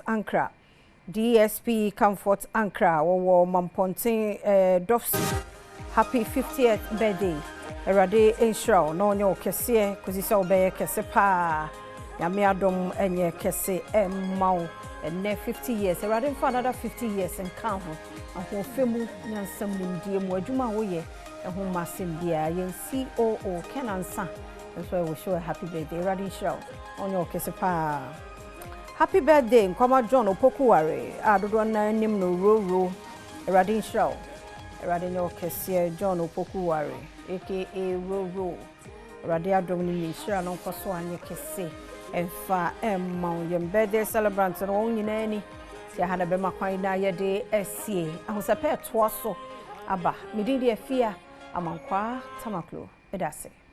It's no good morning ibiom mamsan minchi obiom live from cafe banwa bedroom ahosape nkomo twetwe a ye hyase oye Tuesday no na yere tuedo o ha no na menye munua panyin a osan oye senior colleague papa ewo entertainment industry no mo entertainment nkomo a wa kwadre wa wedre papa osan de we suaze na wa ye adwuma no so ache papa ntino adwuma no enyodu ye papa na menye no twetwe nkomo o ha de oye host o showbiz A to Z o Joy FM edo Kwame Daze na menye na tenase aye twetwe nkomo na ye no nkomo twetwe ni nyina efa high life a Nigeria fo pede wo bohenepo na wogi free ne nsem ya kasa Ghana fo no mpo ye shada ye nyim Ghana high life isu no iye intino achase da or checho hen most my high life it na za ya ye afa high life ho na high life info mpo na ye zero ko intino Kwame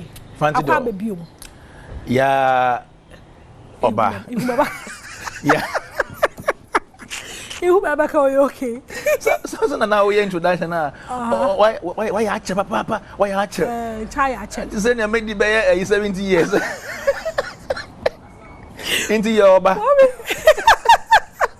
Obom majatu obere adwuma na me oba me oba onche pi obere adwuma na Kwame me oba onche pi bocho nda matna wona ase me pede echecho hen nyema na nyodo kakra nti no yenzi nkomo twetwe na kesi mosima oye yo krikumante mo worboa ma UNESCO alist hen na besinde stallion to ho hwe information bia mpom bay e bia yenze echiri enhu de bia process no wedu day anade bia waka e bia month bi day na dam lesson no abado ana ntia menyane se afimu nyame ya adom afimu on beleste esan se afi etwemu no na omu hia nyoma bi omu hia document bi nkrata bi nyoma bi dia support sa claim na ye make say ye dia no and this is here omunya sa nyoma ni nyina omu asende de ko no omu de ko no che say afi penina me ne kasa from UNESCO no send me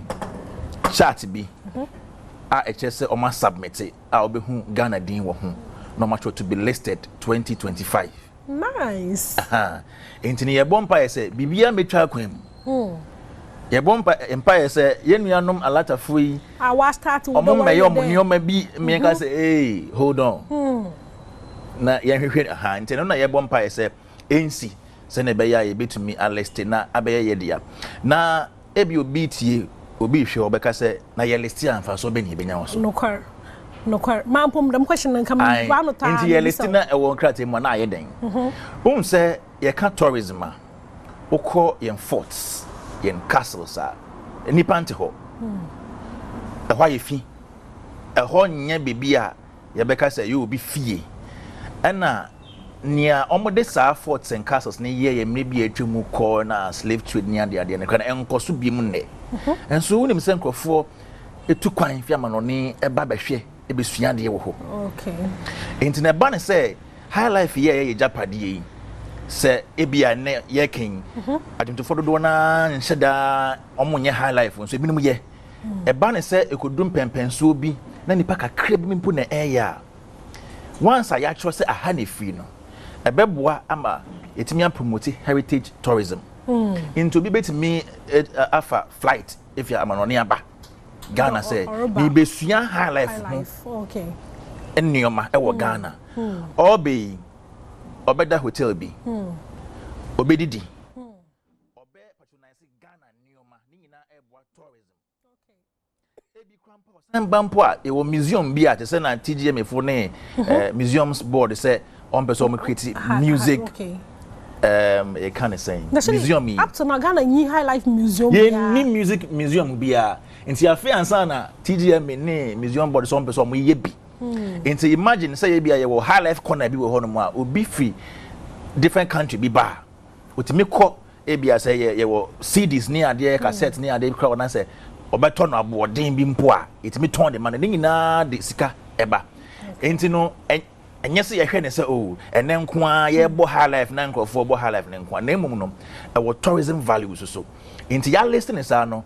obia attention e ba Ghana ye ne obia nche obia nka say ye ba Ghana kakra na ya ko Nigeria kakra Ghana nko a na ye ba eno kra nso betimi aboa the whole beyond the return agenda na ye ne say nkrofo mra no mmehwe ne wo Ghana because a man for ba enye yen castles ne falls ne nkwano mo behwe tourism is very broad music ka ho ye obi bia efe no intangible heritage ade a yentimi fa yen san som enso japade je say nyom ka ho enti no mo ba sanema ne nyina ya ade o mo ba o mo consume enti say realistic high life as can I say UNESCO heritage Ghana heritage or UNESCO en fa so dia ye benya no ebino no okay na mayenko share streaming platforms streaming platforms are you to me access ukrom hade another ma kofu will pay attention to no there's no genre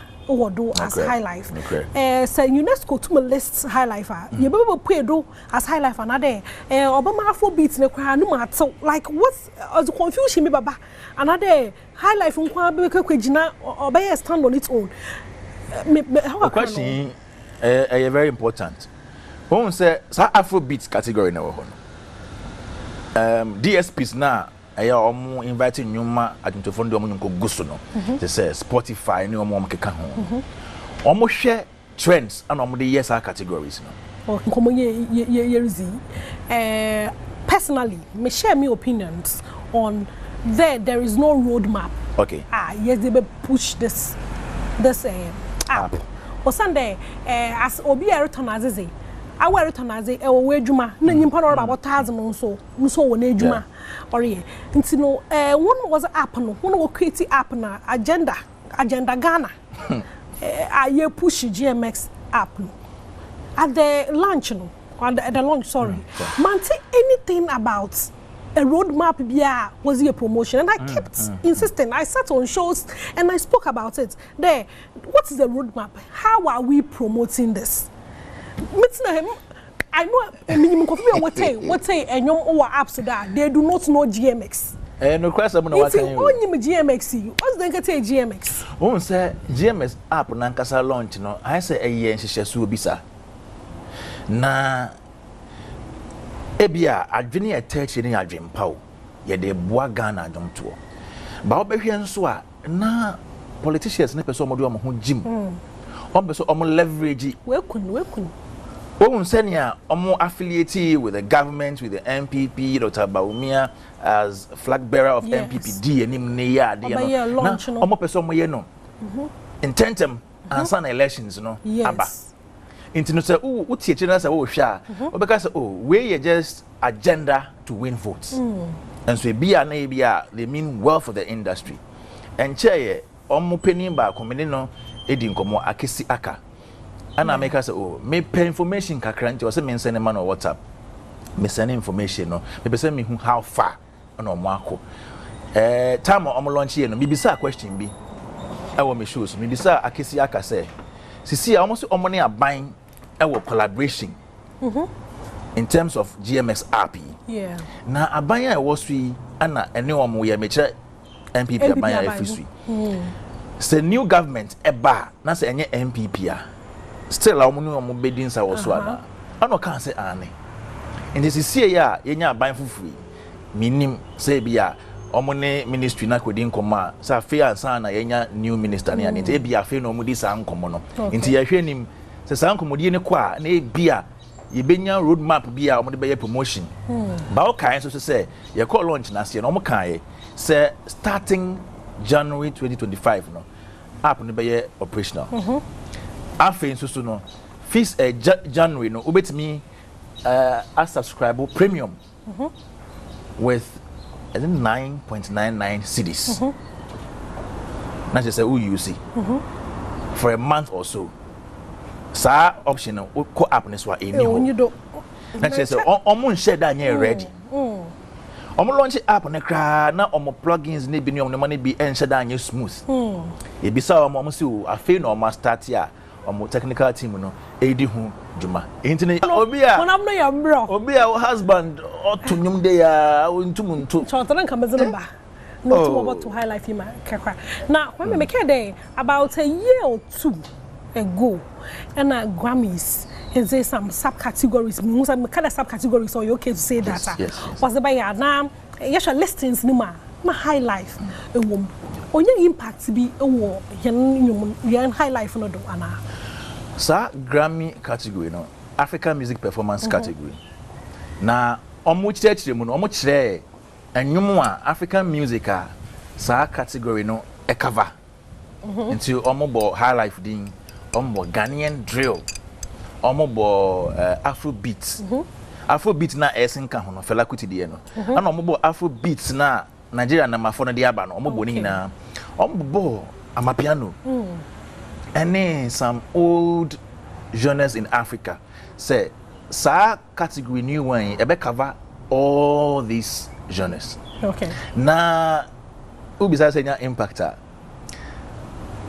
say ubisa say yen Ghanaian musicians ni nya impact or Grammy na because the only thing ebema sa category nya impact ne say Ebia yenya be nominated for high life song but ohia nomination yenya so far Rocky Dauni enye high life reggae reggae or Afro roots or Mexican genres but uti reggae ni more in his songs and no na ya na nya nominations more entinanka ebia anka yen high life artists bi kwabena ya Kwame Eugene Pat Thomas anka sankrofo yi bi enya nomination in the Grammy and ye beka say e bi a Grammy for edisa category ba yi ama yetime enya nkrofo bi say na Grammy na anka say no omo hu dwumadie no ya na onti ase papa esan say ye ka materials e fi Ghana e betimi qualify for Grammy anka bebre wo ho band bi the Santrofie band ye wo fra band Santrofie band uti omo recordings are authentic high life music omo born live o share the quality of sound that Grammy for airpay nyina omo obi nanso no Grammy no e bro sa o aya on person mo say nyum na we release no is it also released in the US into no if you have a record label be US e bi ono so e distribute won nyum ma omo atibi we ho no mo a then ebia o chance of being nominated no ebekwa anim kakra into ye nyoma bebre into da no kire say Grammy no ye nyina pese ye nso ye koho bia say ye hwe the business side of our music Rocky Dawuni is very connected because on no US not now ho no club bi krampa no o mankrofo be bonwum mo honom ne ade nyina into no o was link na o release nyum na nkrofo beti no US and ya ma onya sa nominations no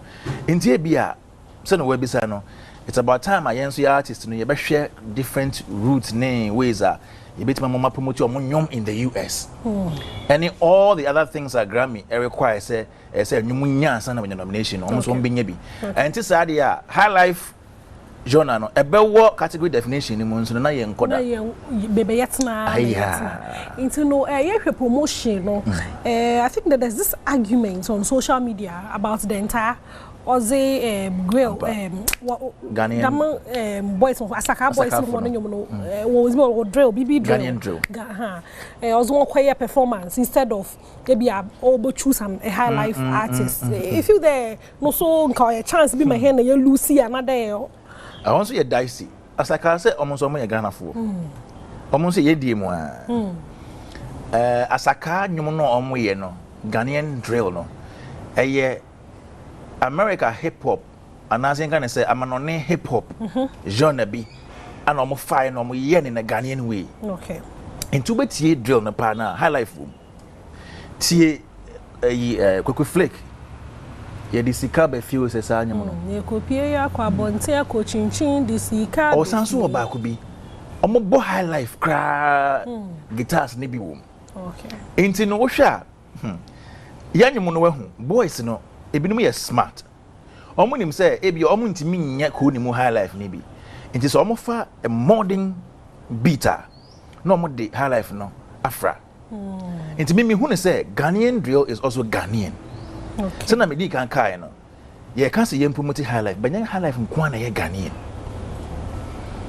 hip life ye Ghanaian drill ye Ghanaian azonto ye Ghanaian and maybe yenya some crank music bi na so ye part of hip life and also ye Ghanaian agbaja ye Ghanaian adowa ye Ghanaian kete ye Ghanaian nansen kra ye wo afro dance obi ye dance na ye wo Ghana ha say no enye the same thing no me Jamaica o enti no ye betimi ya oni na ya ka say na storm we ka afro dance no ye so ye dance oni enti me gidi say music type bia Ghana for na ya create ya modify ya fa ne say ye India na ye India high life ye penny ono no ye penny no ni aka edi eche bia so ye India nti ekoba ne say the entire dwene say oh bia ni enti ono no push Ghanaian deal ne say at that time no omo currency no omo wo so Asaka all over at a point y'all talk Stormzy collaboration he said be obeko bia na ye Ghanaian drill nti me say eno na inform the entire say well yes ye business ni ye hot na ye de to apaso in terms say no na I inform me say on that time no so na even though Ghanaian don't know you're very popular at that time and it was trending no on should have new roots on to me no na any roots see akra ye kan kra utwe ni a obi sound say na Ghanaian do na wo hobi afa him do na wo hobi e be ye to say ni bo no be ka say fat I say e be twa mu bi because nan saying utie boys na I say won think Ghanaian do no bi on tin to say Ghanaian no COVID time ni mo ade ba no say na ye high no on tin say bi but me ka ni enti a bia denta e de won ko ye ba nka the high life ko ya nka boni bie ni ho anka eno no so betimi I represent here more because ye can penny di penny high life ni penny no eno ne foundation most of your journalists no enyini oso a bepem ne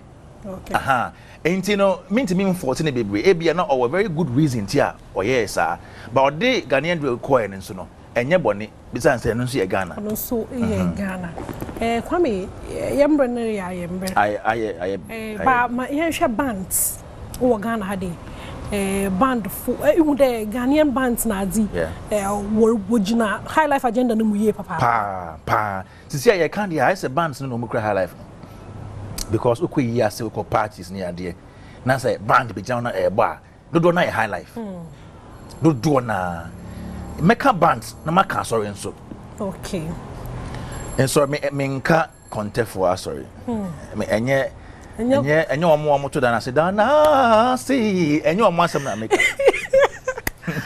meka Ghana local churches do na no obekọ ho a see ye kasi ye praise and worship ye ma ye nyum na ye fansa rhythm sing na high life nice ain't no one body a etimi cry high life till now I gospel for. I see. What the upper here gospel musicians do do na Dana Hamilton.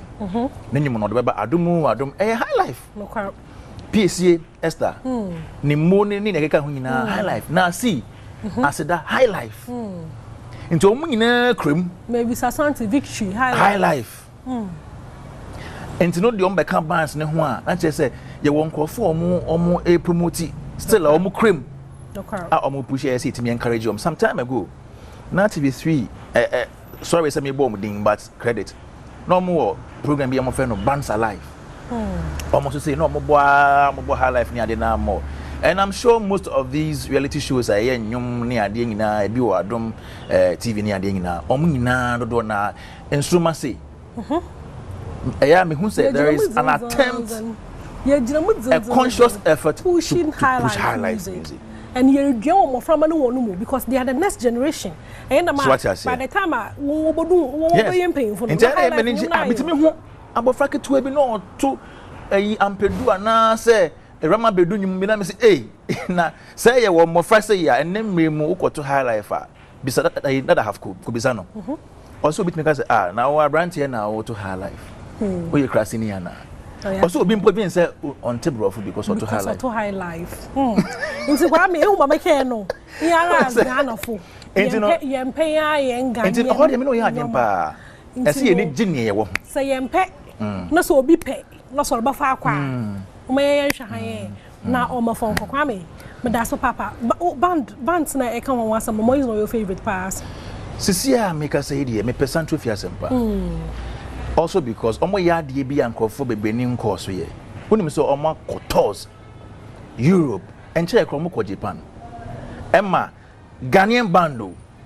omo timi bonyum na Japanese omo bwaje so hey omo nte hwe nti ne omo ye ne se omo to nyum na do ba bia na omo kyerem omo bia be kyerem akyere wo enyum no so no omo pe omo tro egu screen so echeche mu kyere wo na Japan nti mi hu so omo ye one band a sisi a ye ka sei omo push high life pa na Pa Thomas ni the Kwashibu band Pa Thomas na nie fi pa o and so still our quarters Uncle Ebotela still our quarters omo nyina e push Ghanaian high life nice you know promotion is ye here lobbying and ye here about this bio ye here lobbying ye here the business side no so e be pushing no more no ana ye yankasa Ghana for ye ba accept the high life no ye ndia oye heneza no oye heneza so no oye hena so zi de ye bo ho ban oye hena so de ye ba de na ezi achira mansa no oye hena so zi e de ye bo push ma wetum we gina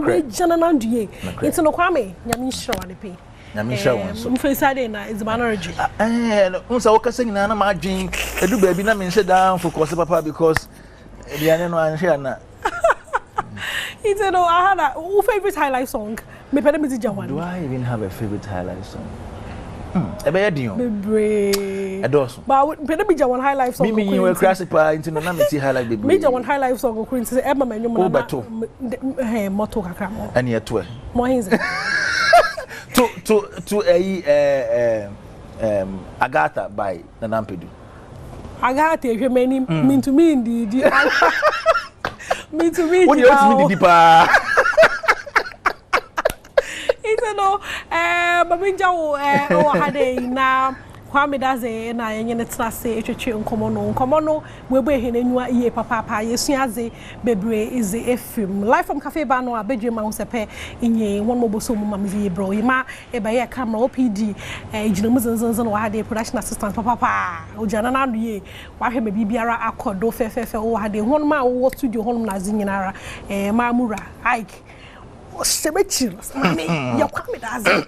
Inte no, medanase. Bidi besi haya me yaduma, ye basana yeshia.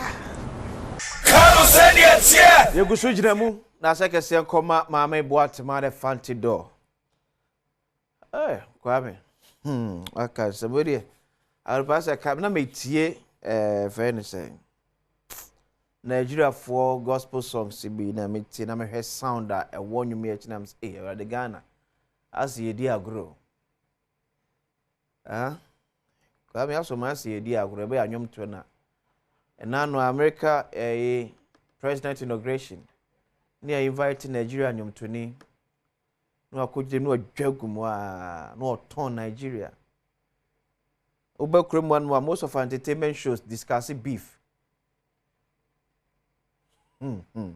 Most of our entertainment shows discuss obi aware egu. Efa Thomas to awo ko be. Shatawale ko comes maninka. The people so-called people we call entertainment pundit. It's bebre naka sebi hwi ni adwenim. Because what teach otimi katwi ra to fi se ne so bi mada adwuma nankasa pa ho nim de bebrenim ba se bi ne yamman semtwa adwuma no emu ayefo especially ne wo account platform ne fi so bi na okekam na se bi nyansa wo ni trim. There are some people they don't even deserve say more airtime.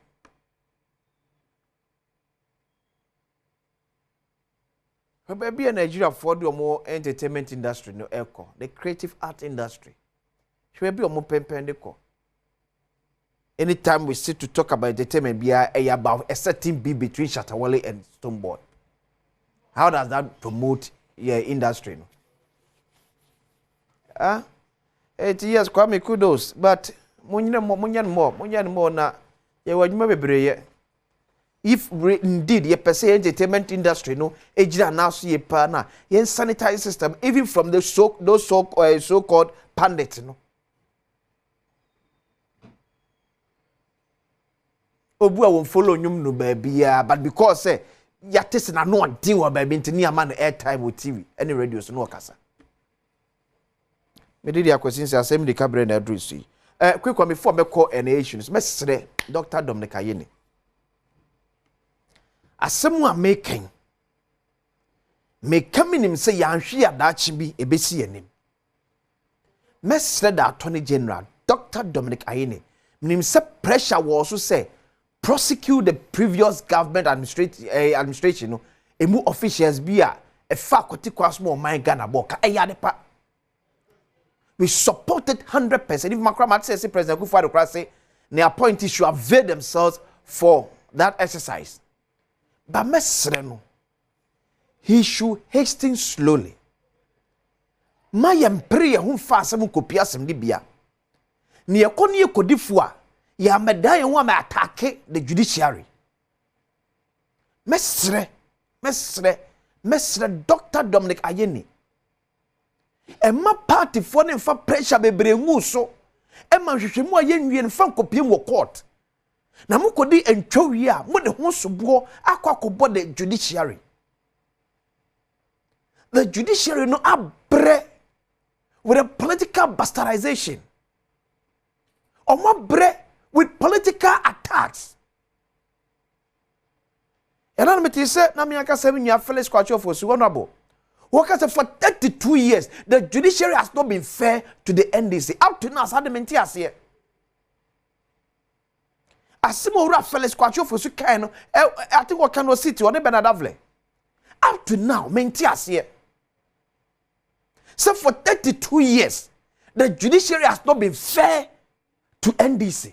Then it means say that 32 years, no, NDC nya amamu womu. So, Felix, I think you need to check some of the cases are not abra na NDC what power. The then Attorney General has all the best money, no more prosecuting. The evidences behind those cases are not prosecuting. No. That is why I may say the Attorney General and ne. Some on my party for money pressure. All because you feel say Akufo Addo for a disika, yanchi omuntum. Nyabotre hwehwe nsem ni mu. Pa danse mu do. Fako court na atemu afo nyina so emfa ho atemu esefata emra na uma party for yodom ya che ene ye ba ye 6 months 1 year ye fo bia nko court na oye gidigidi court na kodi ntwa mo bia mpia bonte me kan kire se MPP for na afele with the bench with omon crofo ye mpese beti sa asem no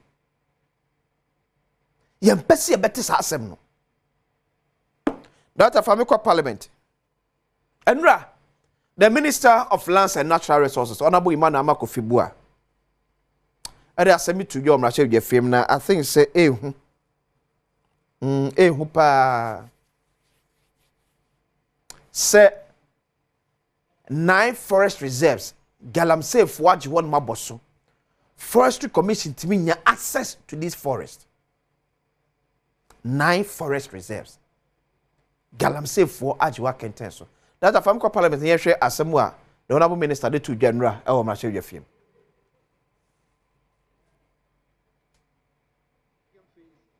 is critical and equally alarming. Normal turbidity level, Speaker, the impact of illegal mining on our water bodies, which is the second phase, is critical and equally alarming. Normal turbidity levels for water on the treatment should not exceed 500 NTU.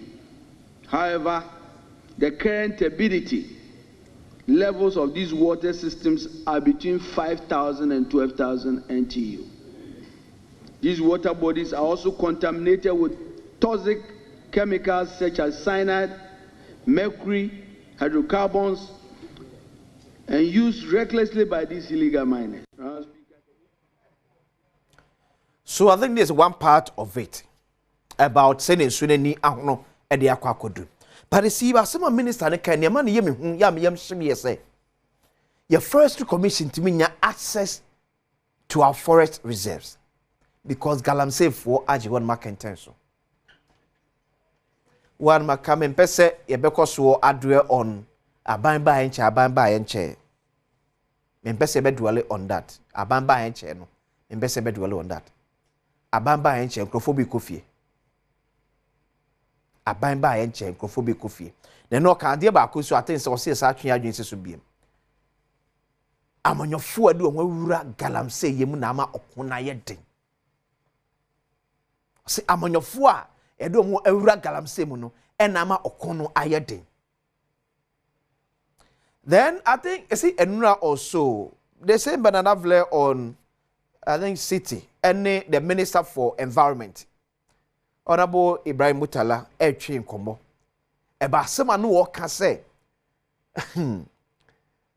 galamsey ne be fight emfa one amanyoku anase ne petiti a wo ye e wo man mu. Anybody who is engaged in galamsey activities, whether you are a minister or a member of parliament, you wouldn't be spared. And President Mahama has made it very, very clear. And me, as a minister responsible to lead this fight with other ministers, we are not going to renege on that responsibility. We can't afford to fail President Mahama. The people of this country gave him the overwhelming, majority and the victory because of some of the promises President Mahama made. And one of the promises he made was to fight this galamsey menace. So we cannot afford to fail President Mahama. So are you aware an investigation has gone on? Because the petition is in front of me here, where they have made a direct allegation against an NDC MP. Well, I'm not aware of any investigation, and I may not be aware of any investigation because it borders on security, except that I have some briefing, and I haven't had any briefing. One thing I can say is that whoever is engaged in galamsey activities, whether you are a minister or a member of parliament, you will not be spared. So it's a simple message to those who are engaged in it that you better watch out. It's minister that say, quick one, Mami, Adam was for a statement, Adam was for a statement. Okay. So now we're a mining company, a war, I think Western region, if I get it right. Now, omuye last scale mining company. And I'm actually the regional commander, your woman terminal, complaining about NDC, constituency chairman. I see what for my check the evaluator. Say oye illegal mining. What did you have mushim? O maka ho asem wen kwankwasi aga na NDC kura ba ye kura de abroso we ye krata a mining company actually Ediama the regional minister and the original commander and the letter no kura no say me ma ada size na o ma copy I think the minister for lands and natural resources nyina ewom Bekane mre bi atwam wo ema nipa bi tuoma no gom sisi akwasinsia me MPP adwuma me catch them say, Mumba yenya manyo semna yedi era the fight against Galamsey no. We shouldn't fight it because we want political power. And now also make catch us say the fight and not end this if when you are no more fighting for Galamsey no because say on be say ye two Galamsey as you. On be see assistant regime no more crofo to be. Asem ona mutala eken yati bi penyo. Oh, Abu Jinapo. What can you say? The former Lands and Natural Resource Minister. What can you say? No matter your political affiliation, we will not allow you. How can all be Saint Vincent 9? Saint Vincent, yes, I say. What can you say? What's happening now? Yet, me cannot crunch now. You need principle. I'm on a yebunim. How you win, I said, and NDC were power. At the peer NDC condemn your brother opposition, you don't defend it. At the peer NDC condemn me, yeah, I brought no more opposition, yeah, and NDC defend it. At the peer MPP defend it, yeah, in power, beer, and MPP condemn it. You need principle, I'm not able. Another museum maker say, thank you, director. This is the site, chairman and Yajuma. Did you see me as a question? Man, I can't get evaluate the NDC constituency chairman. First, I can't want some for the can tell, so Bakuna warn them. No Bakuna show routine in this. No. Now, Minister Yaman Nakwa, I feel a complaint away that's a Ghana for me. Person, my this, ha. You have one concept with complaint. Se ba complain dia na kasi ya kwala se ya de ya hunu okon se nipa bi na se bi won sika penti no wo peso do tumi bro mani tumi so ya hunu okon se eye party bi na feli be se kan bi membe so be ka chem se aban ne ba ya nche be se aban ne ba ya nche nkrofo bi kofie ya yi nkrofo bi adi from adwumam 9 forest reserves. This according to the Minister for Lands and Natural Resources. 9 forest reserves. Galamsey for Jiwon Makentenso. It's the first commission. You did 2 years short months asem. One more you quiet brain to ban. What giving you access to this forest? Minister 30 days near dinner patch more. Afem see you na betia say. Inye bibia na de ya amanyosem.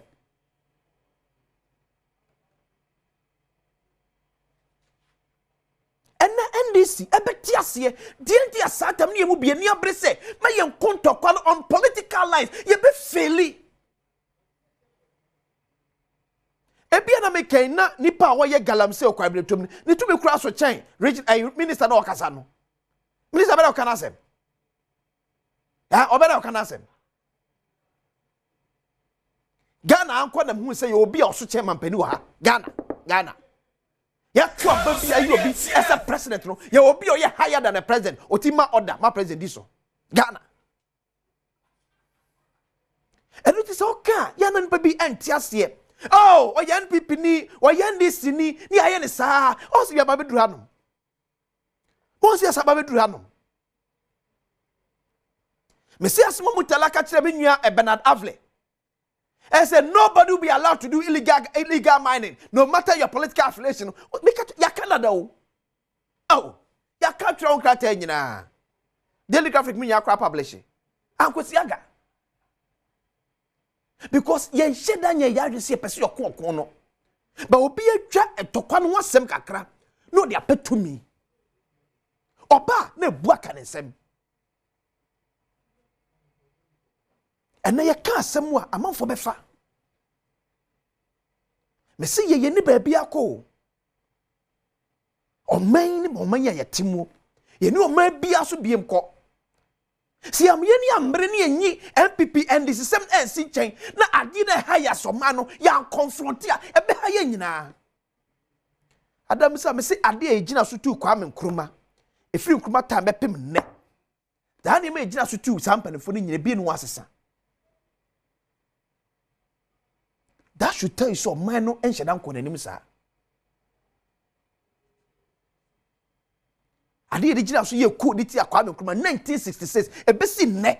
Eno a na obi ade campaign sa. O man wo how. On se nanu asma na make na wo ka chem se me MPP ni no. Ene asa beduru hanom. Eti na me super minister den so. Eni si mi bisa. Eni si fa ma no odin, ma no ye na mu ti di patemba e ready pa with mu. Mi bisa ene minister me so me keka ma adwen kire na. Me see ye okono MPP NDC ye be fail. And the political class no would deliberately make it MPP NDC discussion. Now me not fall to it. Also the minister say kato say I say ensu de eni be ho no. Be bia I said the so krato free so so go adem ko na efi wase. Ensu de eni be ho no. But the highest be ko 500. Ye the number say 5,000 ye chire. Now no me kato won dey wo framant ye nya mine ho be so ho ayeden. E fifiri mantem so ho ayeden e boboba. E tuto no adwo say emfa ho a e boboba. Germany fo anu musuo some dey obi na poison musuo. Ye de ya na ye poison yeso yen. Yeah, and ye poison yeso. Amonyo 77 wo mie wa adwum fa nsua hwe. Me de ndis namwo, ne ndis be kan bia ye. Me de MPP namwo, ne MPP be kan bia ye. Na komodo.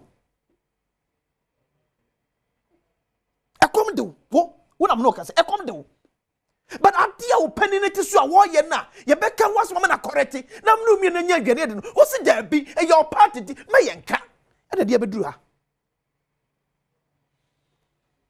obi na bon wo se kakra be kan woni no watne ya wo de bi be yaw no hu na hi be to pega kano se dia tie ya koso ni amanyofo na chi koso zombie koso na dia tem obi aka ability efa apart na sanye ade a wode ji wa na wo kwaso di atem kwaso be nwa yire ho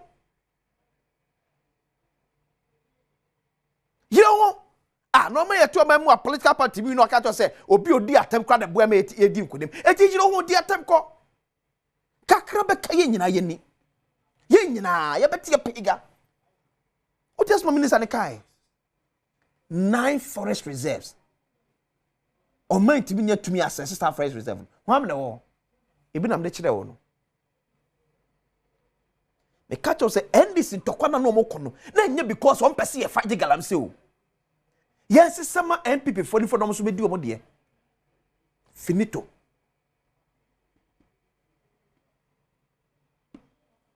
Me do the question say man for happy birthday nkoma DSP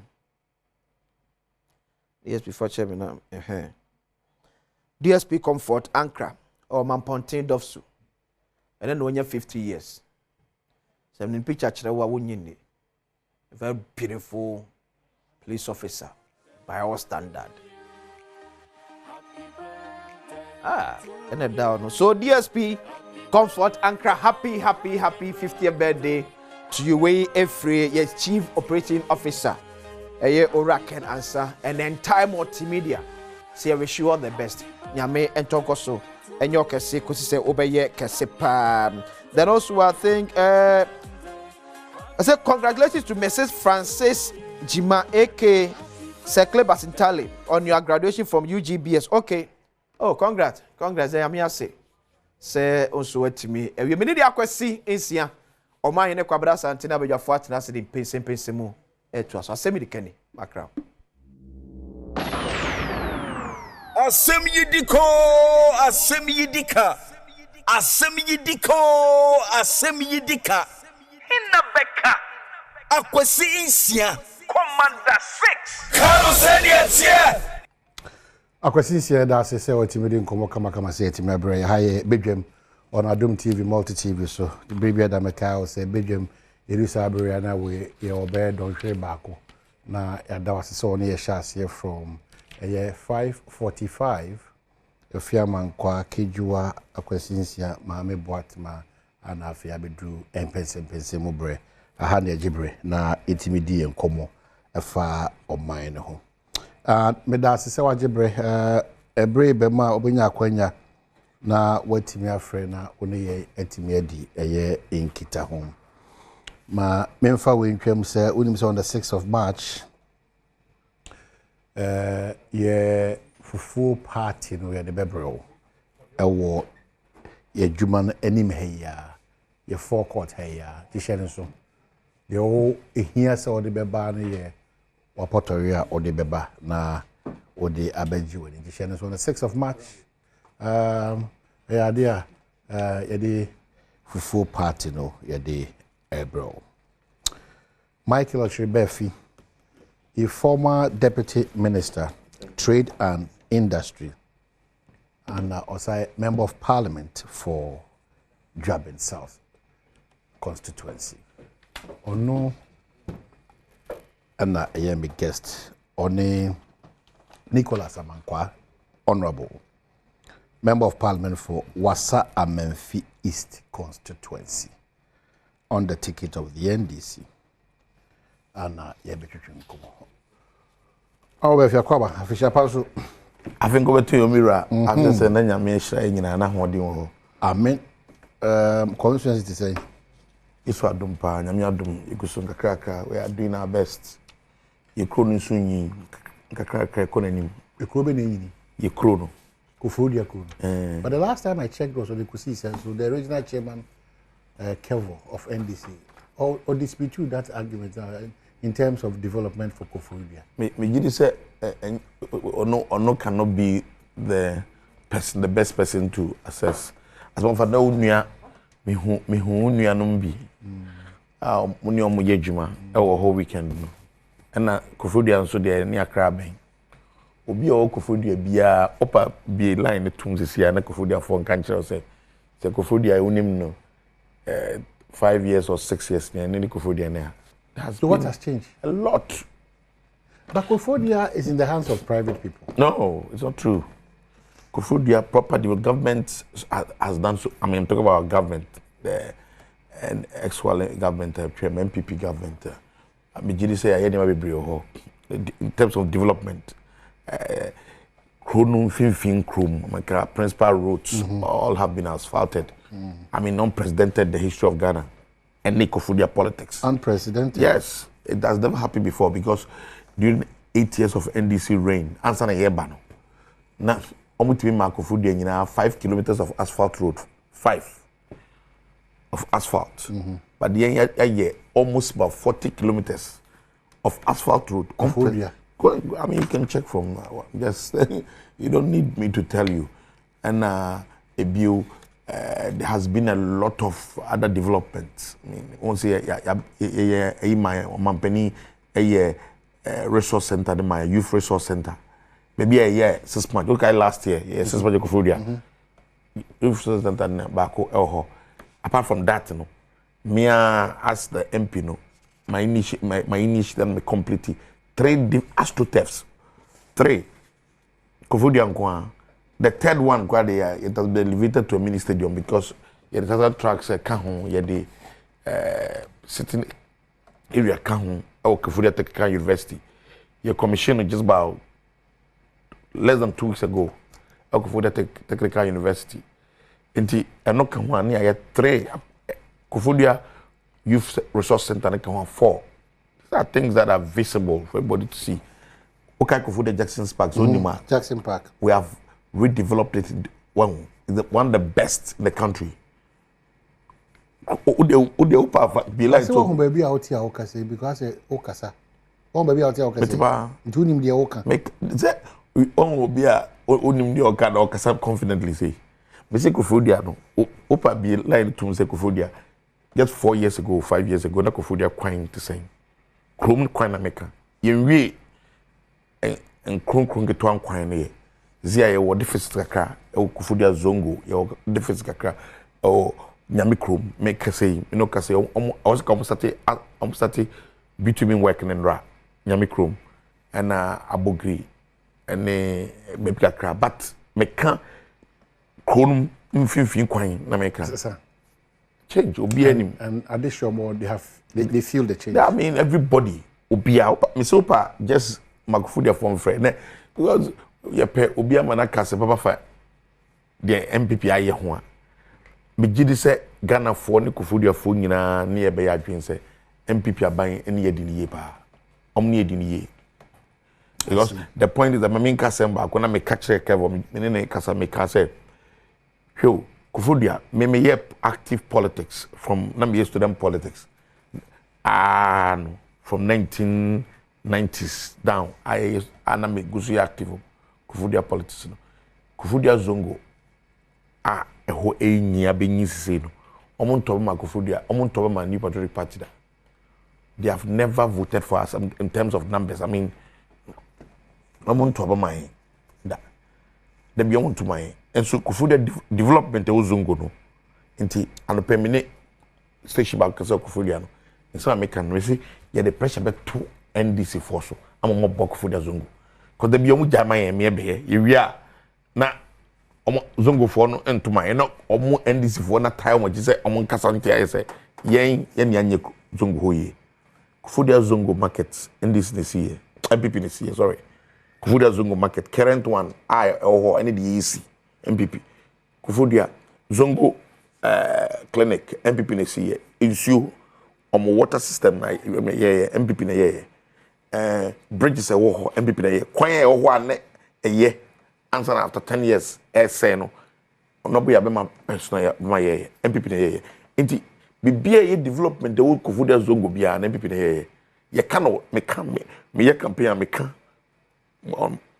microphone me ka mo biate but Kwaku Victor say good morning Omahini, please ask Honorable Belfi what happened to the Kufudia zongo roads. It's been deplorable for years. That's exactly what I'm saying.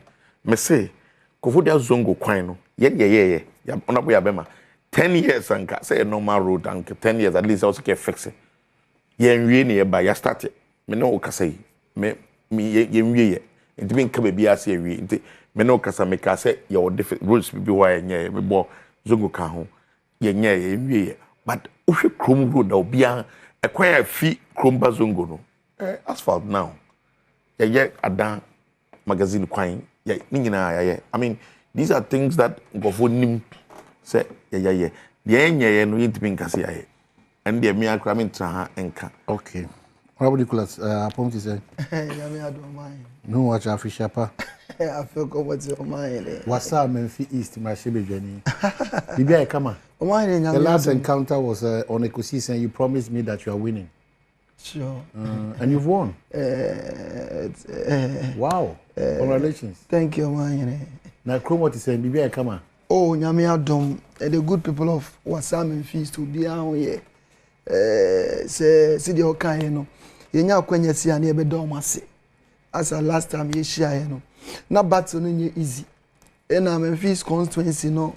And yet, say NDC or MPP, like swing constituency. Even it's got to a time and I one term. But 2020, you know, Juma, His Excellency John Dramani Mahama, here I could see upon for a former MP who was a former local government minister. Now, Mr. Mebe DC 6 months, that's 2016 year, you know.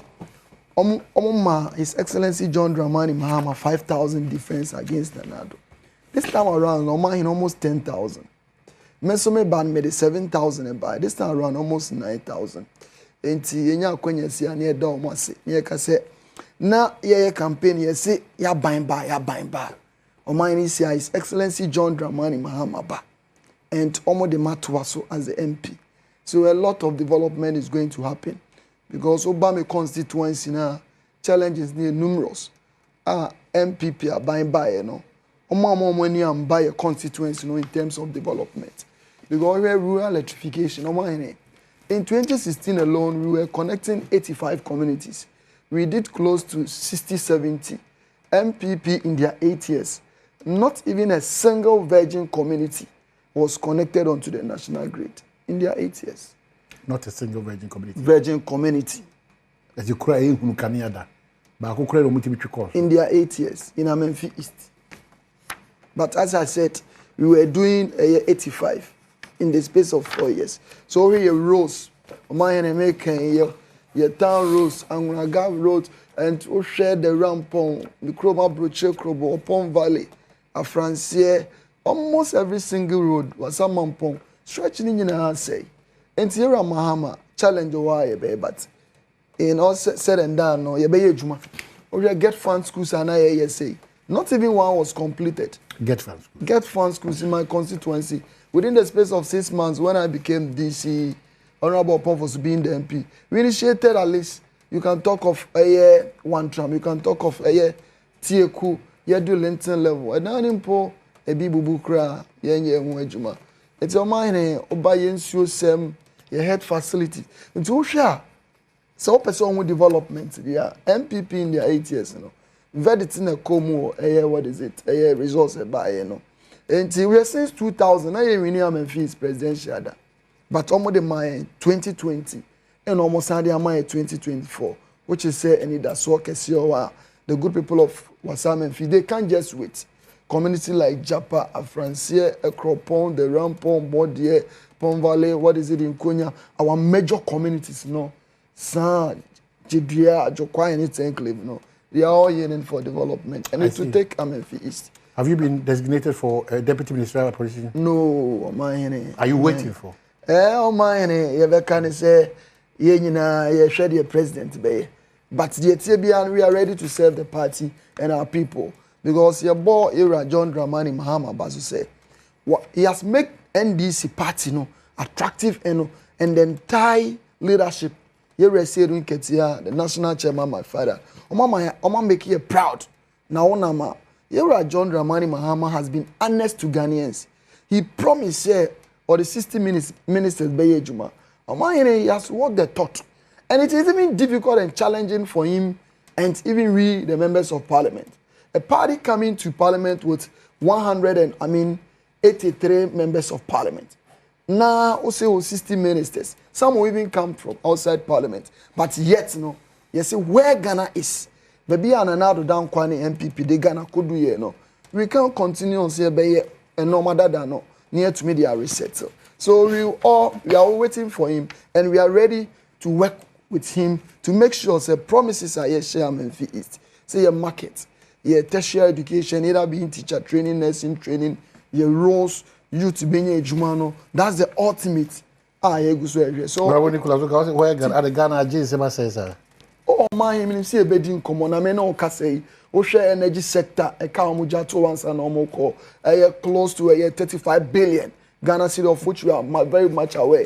Ocean road sector, almost 45 billion. Omujatu, there wasn't like any buffer. Like Yeja, a single fund. You saw the money, Yeja was single fund. Ocean all the dedicated funder, ever serve as buffers. When they were leaving, they just let us total debt. You're John Dramani Mahama, Obano Wababetuya. Now, Ocean now can development. Now, senior can't go for it. Senior, a chairman or cow di count.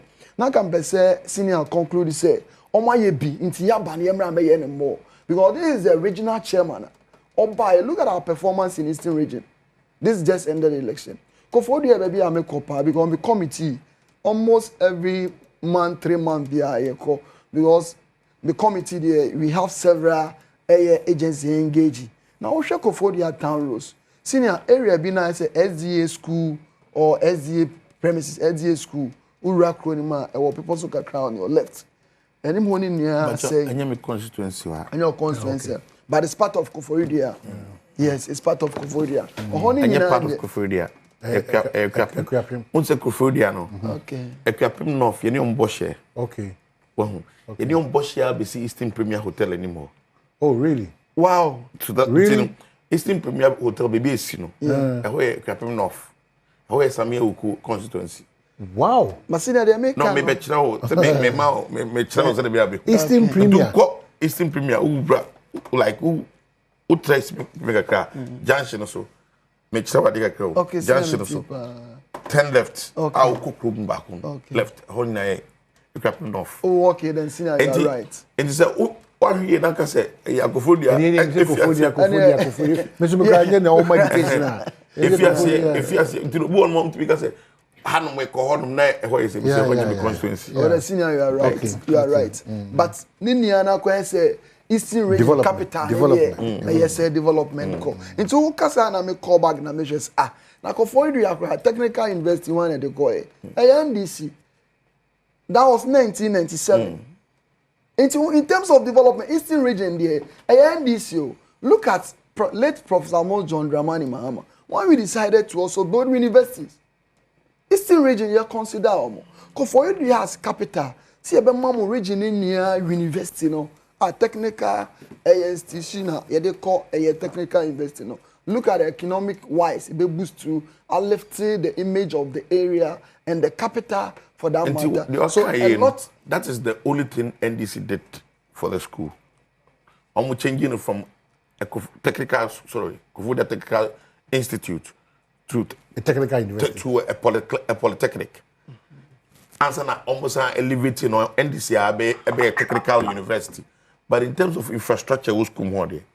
MPP you no okay I'm just giving you this information see I mean you on say yeah ba in terms of education me call recently no project I want na get funded project but get funded project no who was the brain behind even get fund NDC oh in terms of development on my way see Ghana for nyina agitum and this election so say in terms of infrastructural development in terms of economic development in terms of even the business class having the leverage somebody omojuma wa utom na NDC abanti ayera John Dramani Mahama kan bibia me am here youth no me de se o se akwanya yenya no yembre ye ho ase ne hwe se Ghana fo hu bibi nti na o mato abamaye and anyone be obey ne ho hantan dwe e won administration no enya de obenya space mo Inti a lot needs to be done. Okay. And mine I can assure you say you're starting here na you be here. What starting here meaning what? You're a John Dramani Mahama starting here because of Council of my 60 ministers. He has stick to that. And mine in the history of Ghana politics. You're just misleading. What's it? Okay. Obem. Ndime na mebusa se mo start yi na se kire ne sen be so kire mu yi. Ya start yi eyi na me ma obi no. Say ka 60 ministers.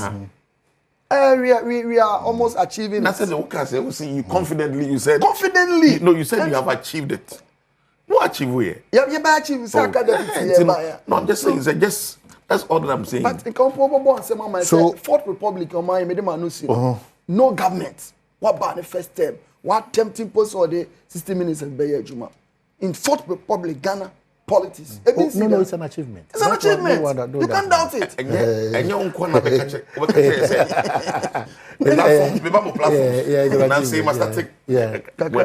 I've told everybody. It's an achievement. Say, Otibiya, and we are so happy. Thank you. That's the first point. Not two. On other platforms. I am then say, Juma to be rewarded. Especially party people. Exactly. The entire party, make parties are MPP, NDC, other people. Sometimes they look unattractive. Party structure no. Party no. They be young you say you win elections. You win elections. But at least you read John Hammer on that. I'm telling you, and my can be brave, baby. We say we share a real force. At least. Party them. They say you are regional secretary. I appreciate you. Yes. One young bibi, regional minister, regional chairman, regional minister. And the regional chairman is regional minister. No, but Jija. So we Jija now feeling now one show Crawford and one. And you be saying we would always applaud it. I mean, you know, politicians. Say to me, say they are young, say. Okay. But your car say. No, na unko misleading. Na me bam kekeke. So guys, we achieve here. You be share next week or two no. Na achieve we be achieve. Was say Kropon Sama ka ho. But me father Krom kra no. Nti yeso dey kwa dance was say Kropon Sama to dance. Amemphis me ekwan no o ma ekwan no. O mpacho MPP 4 years or more here. But CCM po etutu nti ono kra na see ye project a. Esi san hwe ni ye. But omo dey kwan kama brem wa ho. MPP constructed Wasa Kropon Simon to Adansi Road in Wasa Amenfi East Municipality. Is it constructed? The fact is, omo ye ho adwuma, but me no ka se me wa Memphis inti ade enye no. Ye ni yesu o hwe Saman first second bridge no anymore where they call baby what is it omo stuffing chairs no e wona ho ni nyina say e kwan na cons baby wa sports baby abemu na enya onko a from adanse ko jedua asredi e belink no man onim say yen amemphis na nka yen su kwan hu because onim say the former Kokobo CEO now of your constituency it's 8 years amemphis yen kan yen su kwan hu. But then when I listen to you, Kopoku, now you can't find one some say, and in the handing over notes, no, most of my quite now, man, so it's on my what is it? Viment, revariation, cancel, re-award. I'm saying, it's a Memphis, you're quite in and you're John Dramani, Mamma. Share Nippon Council, a Francis stretch from Adesu, a Francia Jokwa, or my hand, Sequano, some guyo, some mengu. A coin on construct anyway, a coining in to. I see. Why? A press release now can I didn't know. No, make kind, my dear. Of interest to the public. Very, no, but you no, of interest to the public. No, it's okay. Because if you are Baumia, then now can and no, now. We can be for. Then I will kind way. No, we can be for. Why okay? Almost a couple so. No, so what one advocate. Oh, they have it here. What was that? All Casano. That's the problem with the NDC for. Problem say they are so fixated on what they think they can do better. Me can't wait to Makano baby also and can't answer where they can. But because the NDC for they should not be so excited about the numbers results of Munyano. Because our elections are who as a political watcher we a very important personality in the politics of this country, whether people believe it or not. Yes, sure. Ultimately, can't just one who template we say that. Have you seen any election template like Musa Dankwa saw it coming. No, I'm just saying not Musa Dankwa. I've been saying who template be. No, maybe projections they need in our crisis from. And yet, projections can make. I'm talking about results. Yeah, who be bizarre. Oh no, a template for Frabato. That's the point I'm making. So this elections, a unique elections. That is what I want every political person to know. Say election a different elections altogether. Election we won't mean can be there's one who template will be that. When you become so overexcited. When you become so... But the NDC is not overexcited. No, they are so much overwhelmed. More than excitement, I'm telling you. NDC? The task ahead. The task ahead. Senior politics. We have been doing... I know. I've been doing politics but the responsibility on the NDC now, so they shouldn't be overwhelmed. Because they don't catch a picture. Because, see, me as a politician, I'm more influence or maybe I grow. Even the game we play, no, minimum yakoso. Well, but they sing well. I said, that's what I'm doing. Maybe we because a Juma MPPI, no, me expect say maybe I also upload. Maybe also that's how we do politics. It's true. But who say Adie green that was a white? That's example the miracle come back saying no come about say or say avide what's why I to the train na and mumbi bo bia anyusu aso tef nya na chatef me de no fam keke yeah aso tef nya na chatef le nsu ato agu so bra nyin ni adoso nya eniyi artificial entino uyusu bebre na uyusu na wanyusu ni ye no wa maintain na be say enti ya na say okay lights are ho assembly maybe they don't have the capacity to so omefa okay so use now the games so the programmer fiskakra we boni to maintain it aso the for Ghana ha no maybe am kobo boy nwumre no e wo jolu yakwa interest cancer ni abo me constance kwa mama ya interest cancer ni abo ya ball no and cry interest cancer as a team individual engineer bi sa no papa wo ho a kase papa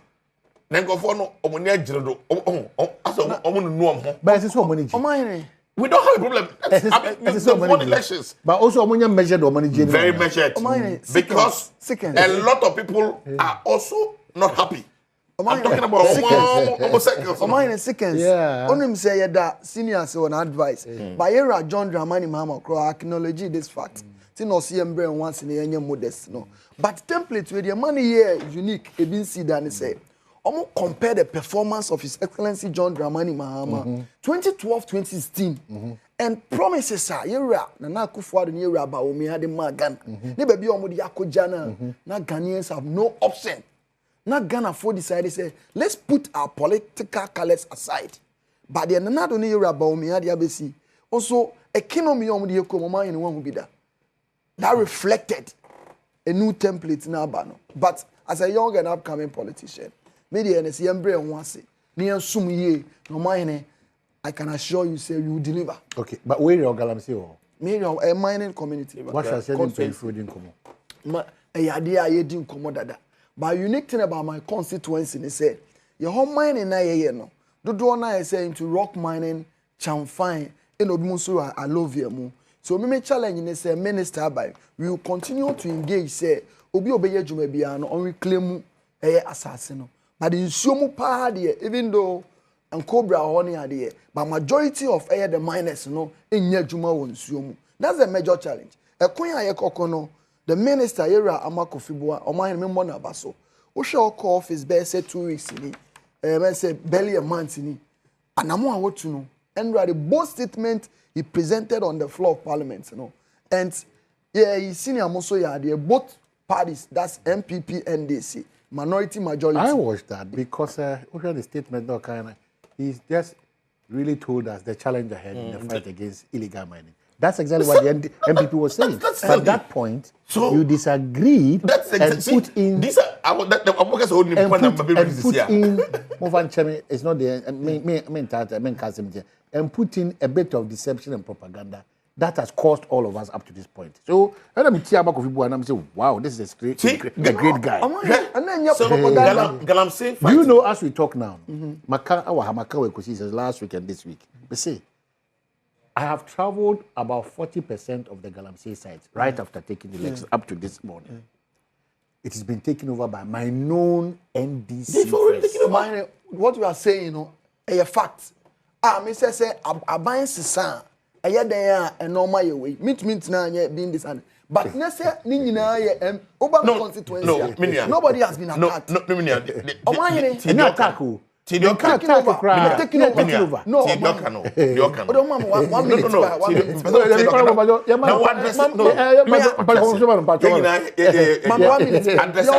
your money back when you say yeah mischief the reality on the ground say when you come to my constituency, I'm MP, former DC, my brother, my junior brother, now on excavator, or the man rent. Same mining, obi ayebi.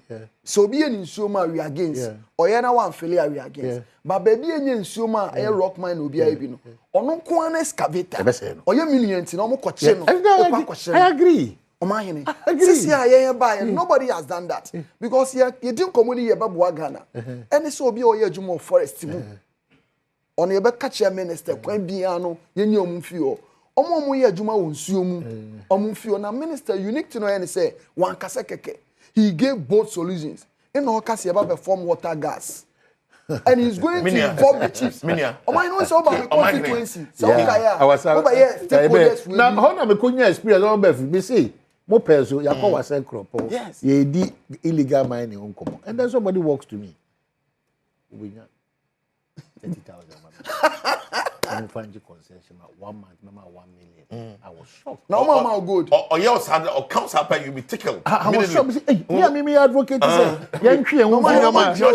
young guy, tell you see system no more. Mine no on say advantage disadvantage. Yes, you didn't come on. No, one can say you didn't come on. You didn't come on.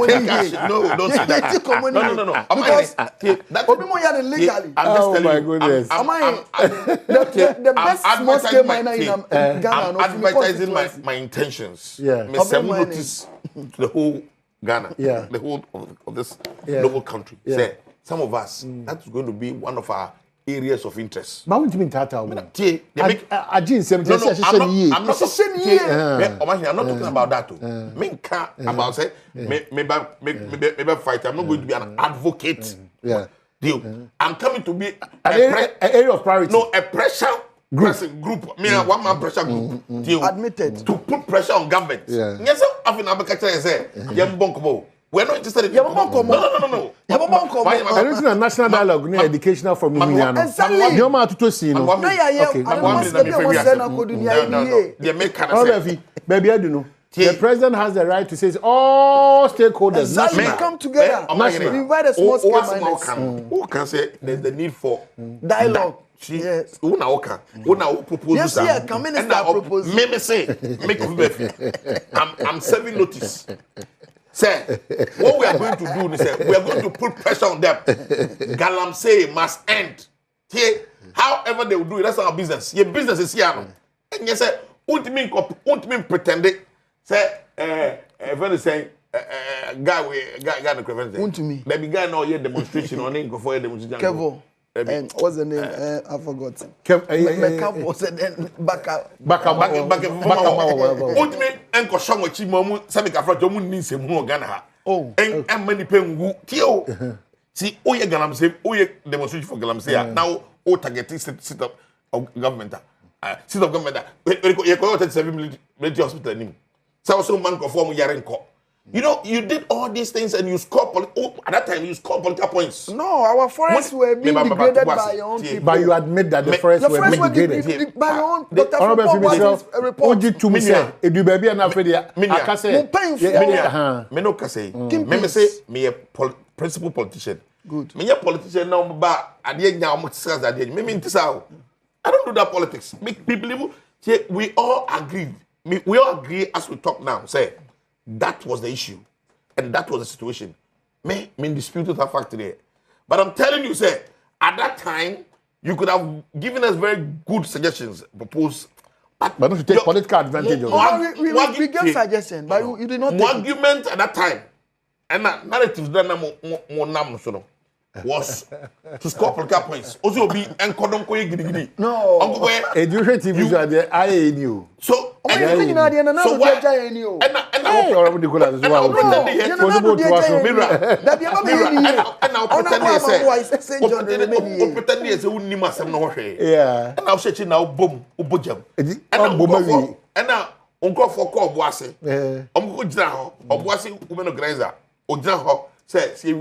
elections that Munko Koyma. Yeah. On Yamin, Joseph Yamin, and the NDC, Roger first vice chairman at that time. Almost say, Yama Becachamo, Mumobia, Yavina, Munko Koyma. Ose, Mama has history. Also, what's the say, I'm saying, organ hanging out. And the MP for no making Pinzo. I am telling you for a fact. Me say, Dr. Frimpong Boatin reports. NPP for not make campaigns. Okay, easy. Campaigns the NDC for. Oh no. Remember example. Okay, NDC for opposition. And so no member of parliament. No control Galamsey site. Area bay. What here? What's the pay? Member of parliament I mean more being with pretend to say. I know why the common original minister so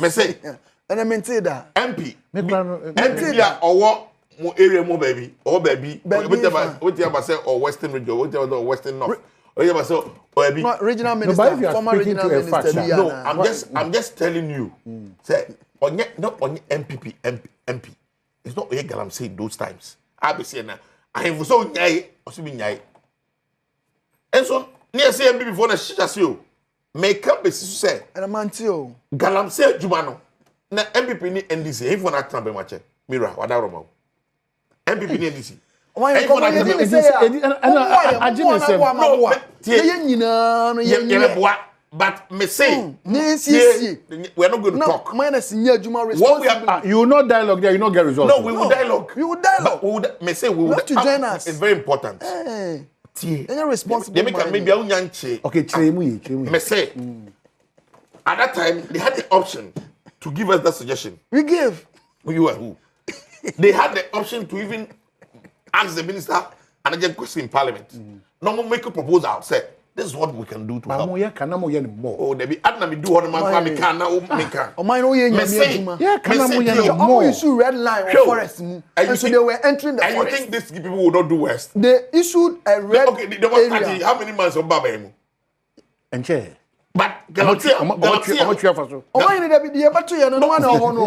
pretend. See, why do you want to pretend? So we need the just let us listen to me, my brother. The chronicle is saying. Just chronicle is saying. And this is chairman. I know who you are. Wait.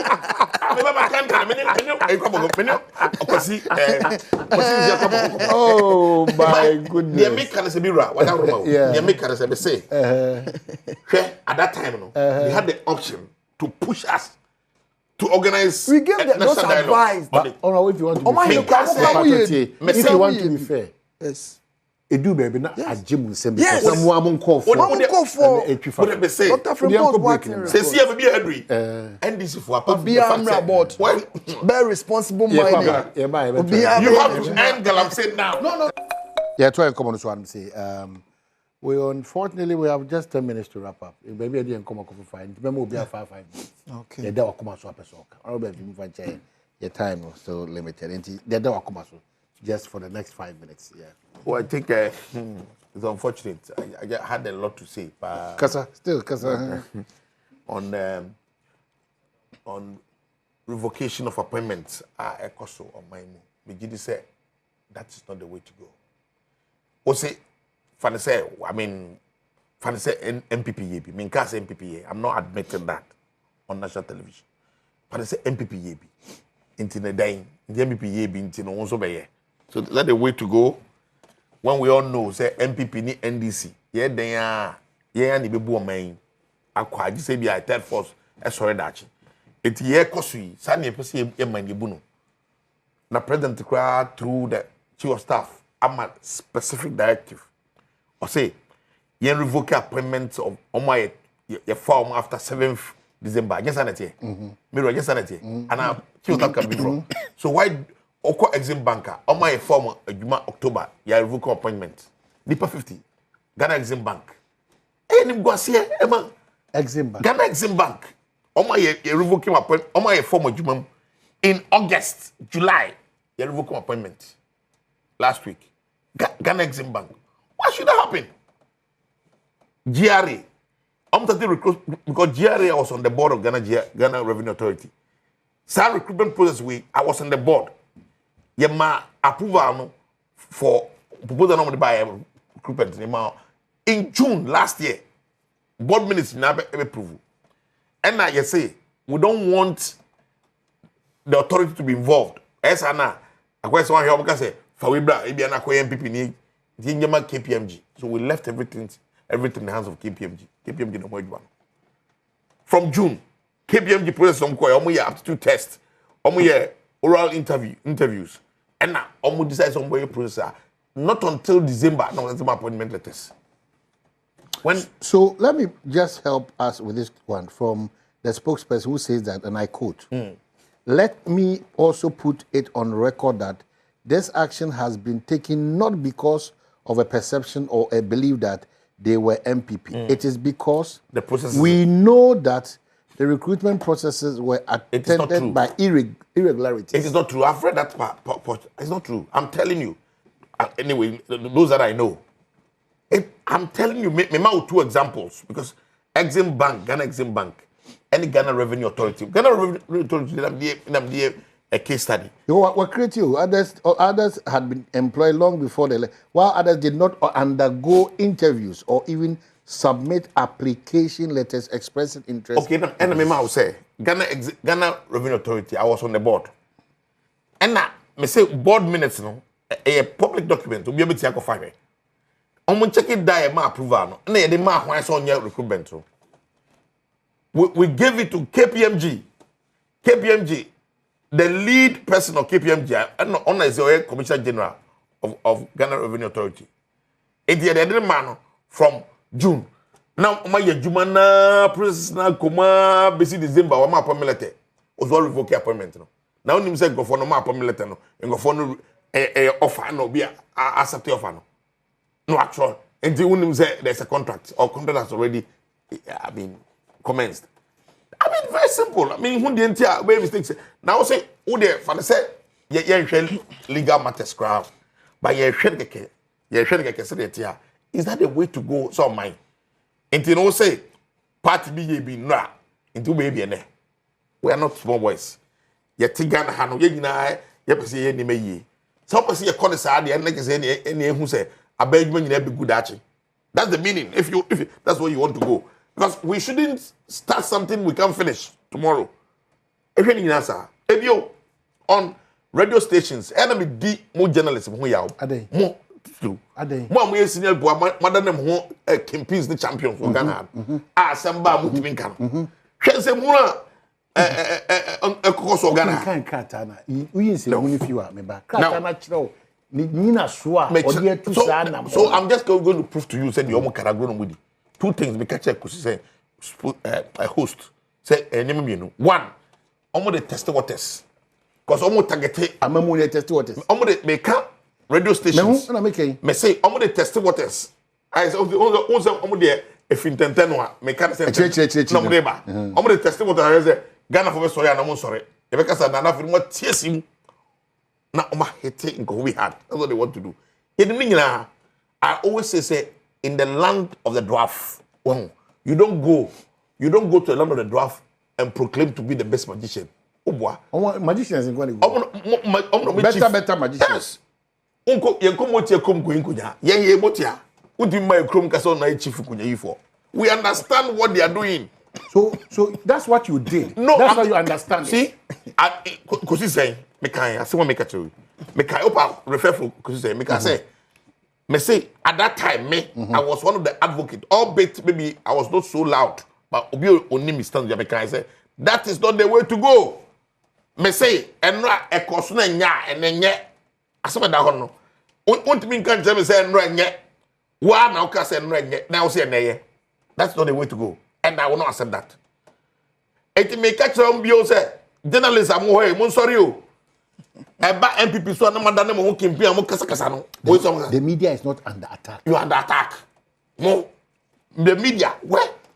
Two of the FM stations, no. Yenim dite on closing da yenim. Yenim dite. Yenim ba. One of them mo oyemo money on we radio. Men go be edin. But I'm just trying to tell you say Sankrofo we nyina ye nkrofo omunim say omi MPP for no masate attack you. Media no carry. Ebio Jonfo press statement or conference or Krabi and Akufo and some people. What is the minister response on them? Say, I didn't come for Nankamunium Mekasa, Cranan common so problem. No, I mean, the medium no use and what is the minister and Cotter and the budget. Because I would the end they do so I am a mechanic them. What's the meaning of that? When I bet you we are not going to allow NDC to intimidate us in this country. I am putting it on record. I don't want intimidation. Here, NDC. If some of bullies are, you can't bully us. Some of us, I'm telling you, may say NDC, you can't intimidate us. You can't bully us. They have the power. We are going to support the government to achieve its. See, I buy this succeed here. Me, President Mahama, me person succeed si obia. Because succeed here. Na so ye Ghana year Ghana mo metimbi menye mu faso e be bom paya mom e be tan wachi emre wo se support but the any cause e support wo no omutimi fa force emenye it can happen in this country I'm telling you and I'm throwing something out to the system say MPP we yenye body a nkoladwo the minority caucus no yenya bring it to pa nobody is saying and we know what we are doing 87 oh see 87 now and what we 187 now here and we will say and now what we 187 oh catch say and we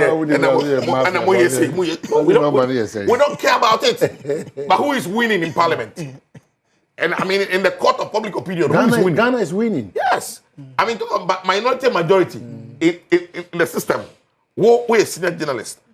You mean when it is? I mean, a perception. You are coming across as destructive. not constructive. Because you politics no. Oh yeah. Except ntokwa okuntokwa. Why you town no some person dey amaye. Okuntokwa. Senior dey wa hit no. I saw only chiwa no. Okuntokwa no plan okuntokwa ko. Baby se wo say okuntokwa na bo na otwam bluta. On sa be she manum o se nkasa. Beka. Wona be che me baby am.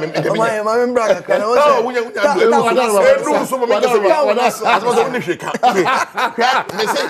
NDC can never bully us. We members of the opposition, and I'm to go. We are so firm and we are so determined to work in the interest of Ghana. Thank you, Senior. Forget it. Some person will bully here. Thank you, Senior. Okay. Senior, now what a lot of time now. No set time. What are we about?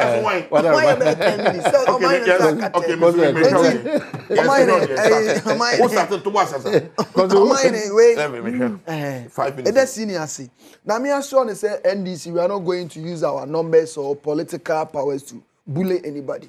Ye be mam rana ye juma because a normal way no mu nim see John Dramani Nick Mahama any NDC ni mu ye nti no mu to abama ye but o hwe de ekoso a na ka senior kasa no na ka pese honestly o admit say omo ye yi omo adwuma mu no ye form chief of staff e dey communicate by say omo ye form adwuma after December 7 no omo kofie no enye ye bi ye ro safo mafo idi ani ma ye bi the former minister of air heads idiani ma ye bi na NDC MPP de ne ye na nye it's a mutu sa na mo na me nhwe ni na ka conversation no atana kwem ba all can rationalize it enye bi na ye no this is the government as omani who follow ebra the process to change over power to us that's omo ye mama yarega omo ba to be kan say enoma bi a MPP for your appointment bi omo ye no enye na kwemu into omunjai omahe before betumi appoint no eye say unya financial clearance aside that no eye say omo factor omo ebe form ni nyina in the budget some people for some omo form nyina no omo financial clearance metina so omo produce budget omo de buy 2023-2024 budget 2025 yeah 3 months against I be take over no. Say if someone before me now were captured, they should bring it out. Why don't you audit but rather terminate? Exactly. No. Why don't you audit but rather terminate? No. Ghana Revenue Authority. I budget. They on the point. He's misleading the public. Communicate now. Come on. You say these are the process. Enti you be say I re-engage you. Enti obi bi anomahene. You can only become a government property. As government worker, abra unsaka unsari. Since you are on probation period now, and on probation period, we can approve or terminate. And now probation ended. No, now probation which month? Okay. It's Omahene. Who share the air for now? Muyebi. Send run Muyebi. Enya. And that's why. It's Muyebi. No, admit it and let me. Between me no me no. Me say me politicians. It's Muyebi. Me say. It's yes. Yeah bi enye enra. Ekese wo de oye na ye. Yeah bi. For example, me say Ghana Revenue Authority from June and you started recruitment to June. We are not privy to that. We are not privy to that information. Into the whole canon. Yenyebi on radio sema na oka senior. Hey, na ye go radio say. And on mine na no pay why nyame adwuma da bia wo ye. But I no pay e bobo abaso. Say the whole say the media is not attacked under attack. Ye buy stations are minister to one among no one ma nchiremu mu de no ye ne say na je some de mbegu o man no crown look at Sedu Agongo this year when the attorney decided not to continue with the case you know the bank na here there what was his crime mind tell we astute journalist ye nyina ye show ye kwalabre what was his crime ya boni din keke wa assembly mom you go the bank. This is what your government did. And you Ramahama share no come in and accept. Say you Ramahama in a border and can Ghana forest ake. And can see appointed minister of what is it? Land square nakasa. The reason being that ye end this phone say MPP father na mabona mudi forest. It's ye dia ba yekwebi. But leader said no. Yen twene from ran to akwemu. Obi abeye adwuma ma no wato na obi attack obi. Yen sensuo nsensase. Sanso na media stations no obi abe na adwuma bra.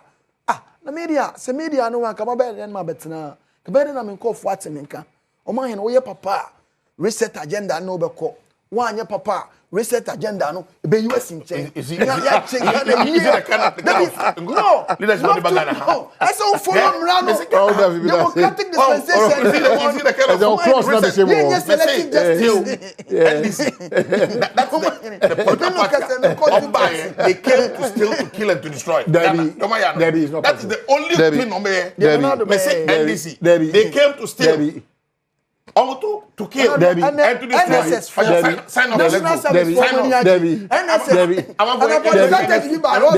off. My incorrect that statement. What? They came to steal, to kill, and to destroy. If you go on that tangent, that's the only thing they references can be made to your administration. What can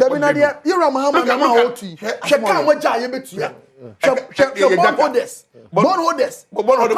Them descend on Mudo. Oma betua bi. Oma nka se mo sha What se. is going to just can? Ma for bi Some of the sugar to am so. What is saying na we to? Oma ye se to obika. We give them a program. Yeah, program say we go say senior the strategy by why senior or destructive opposition. Exactly. Perfect description. One thing come out remember is here. We don't want to come.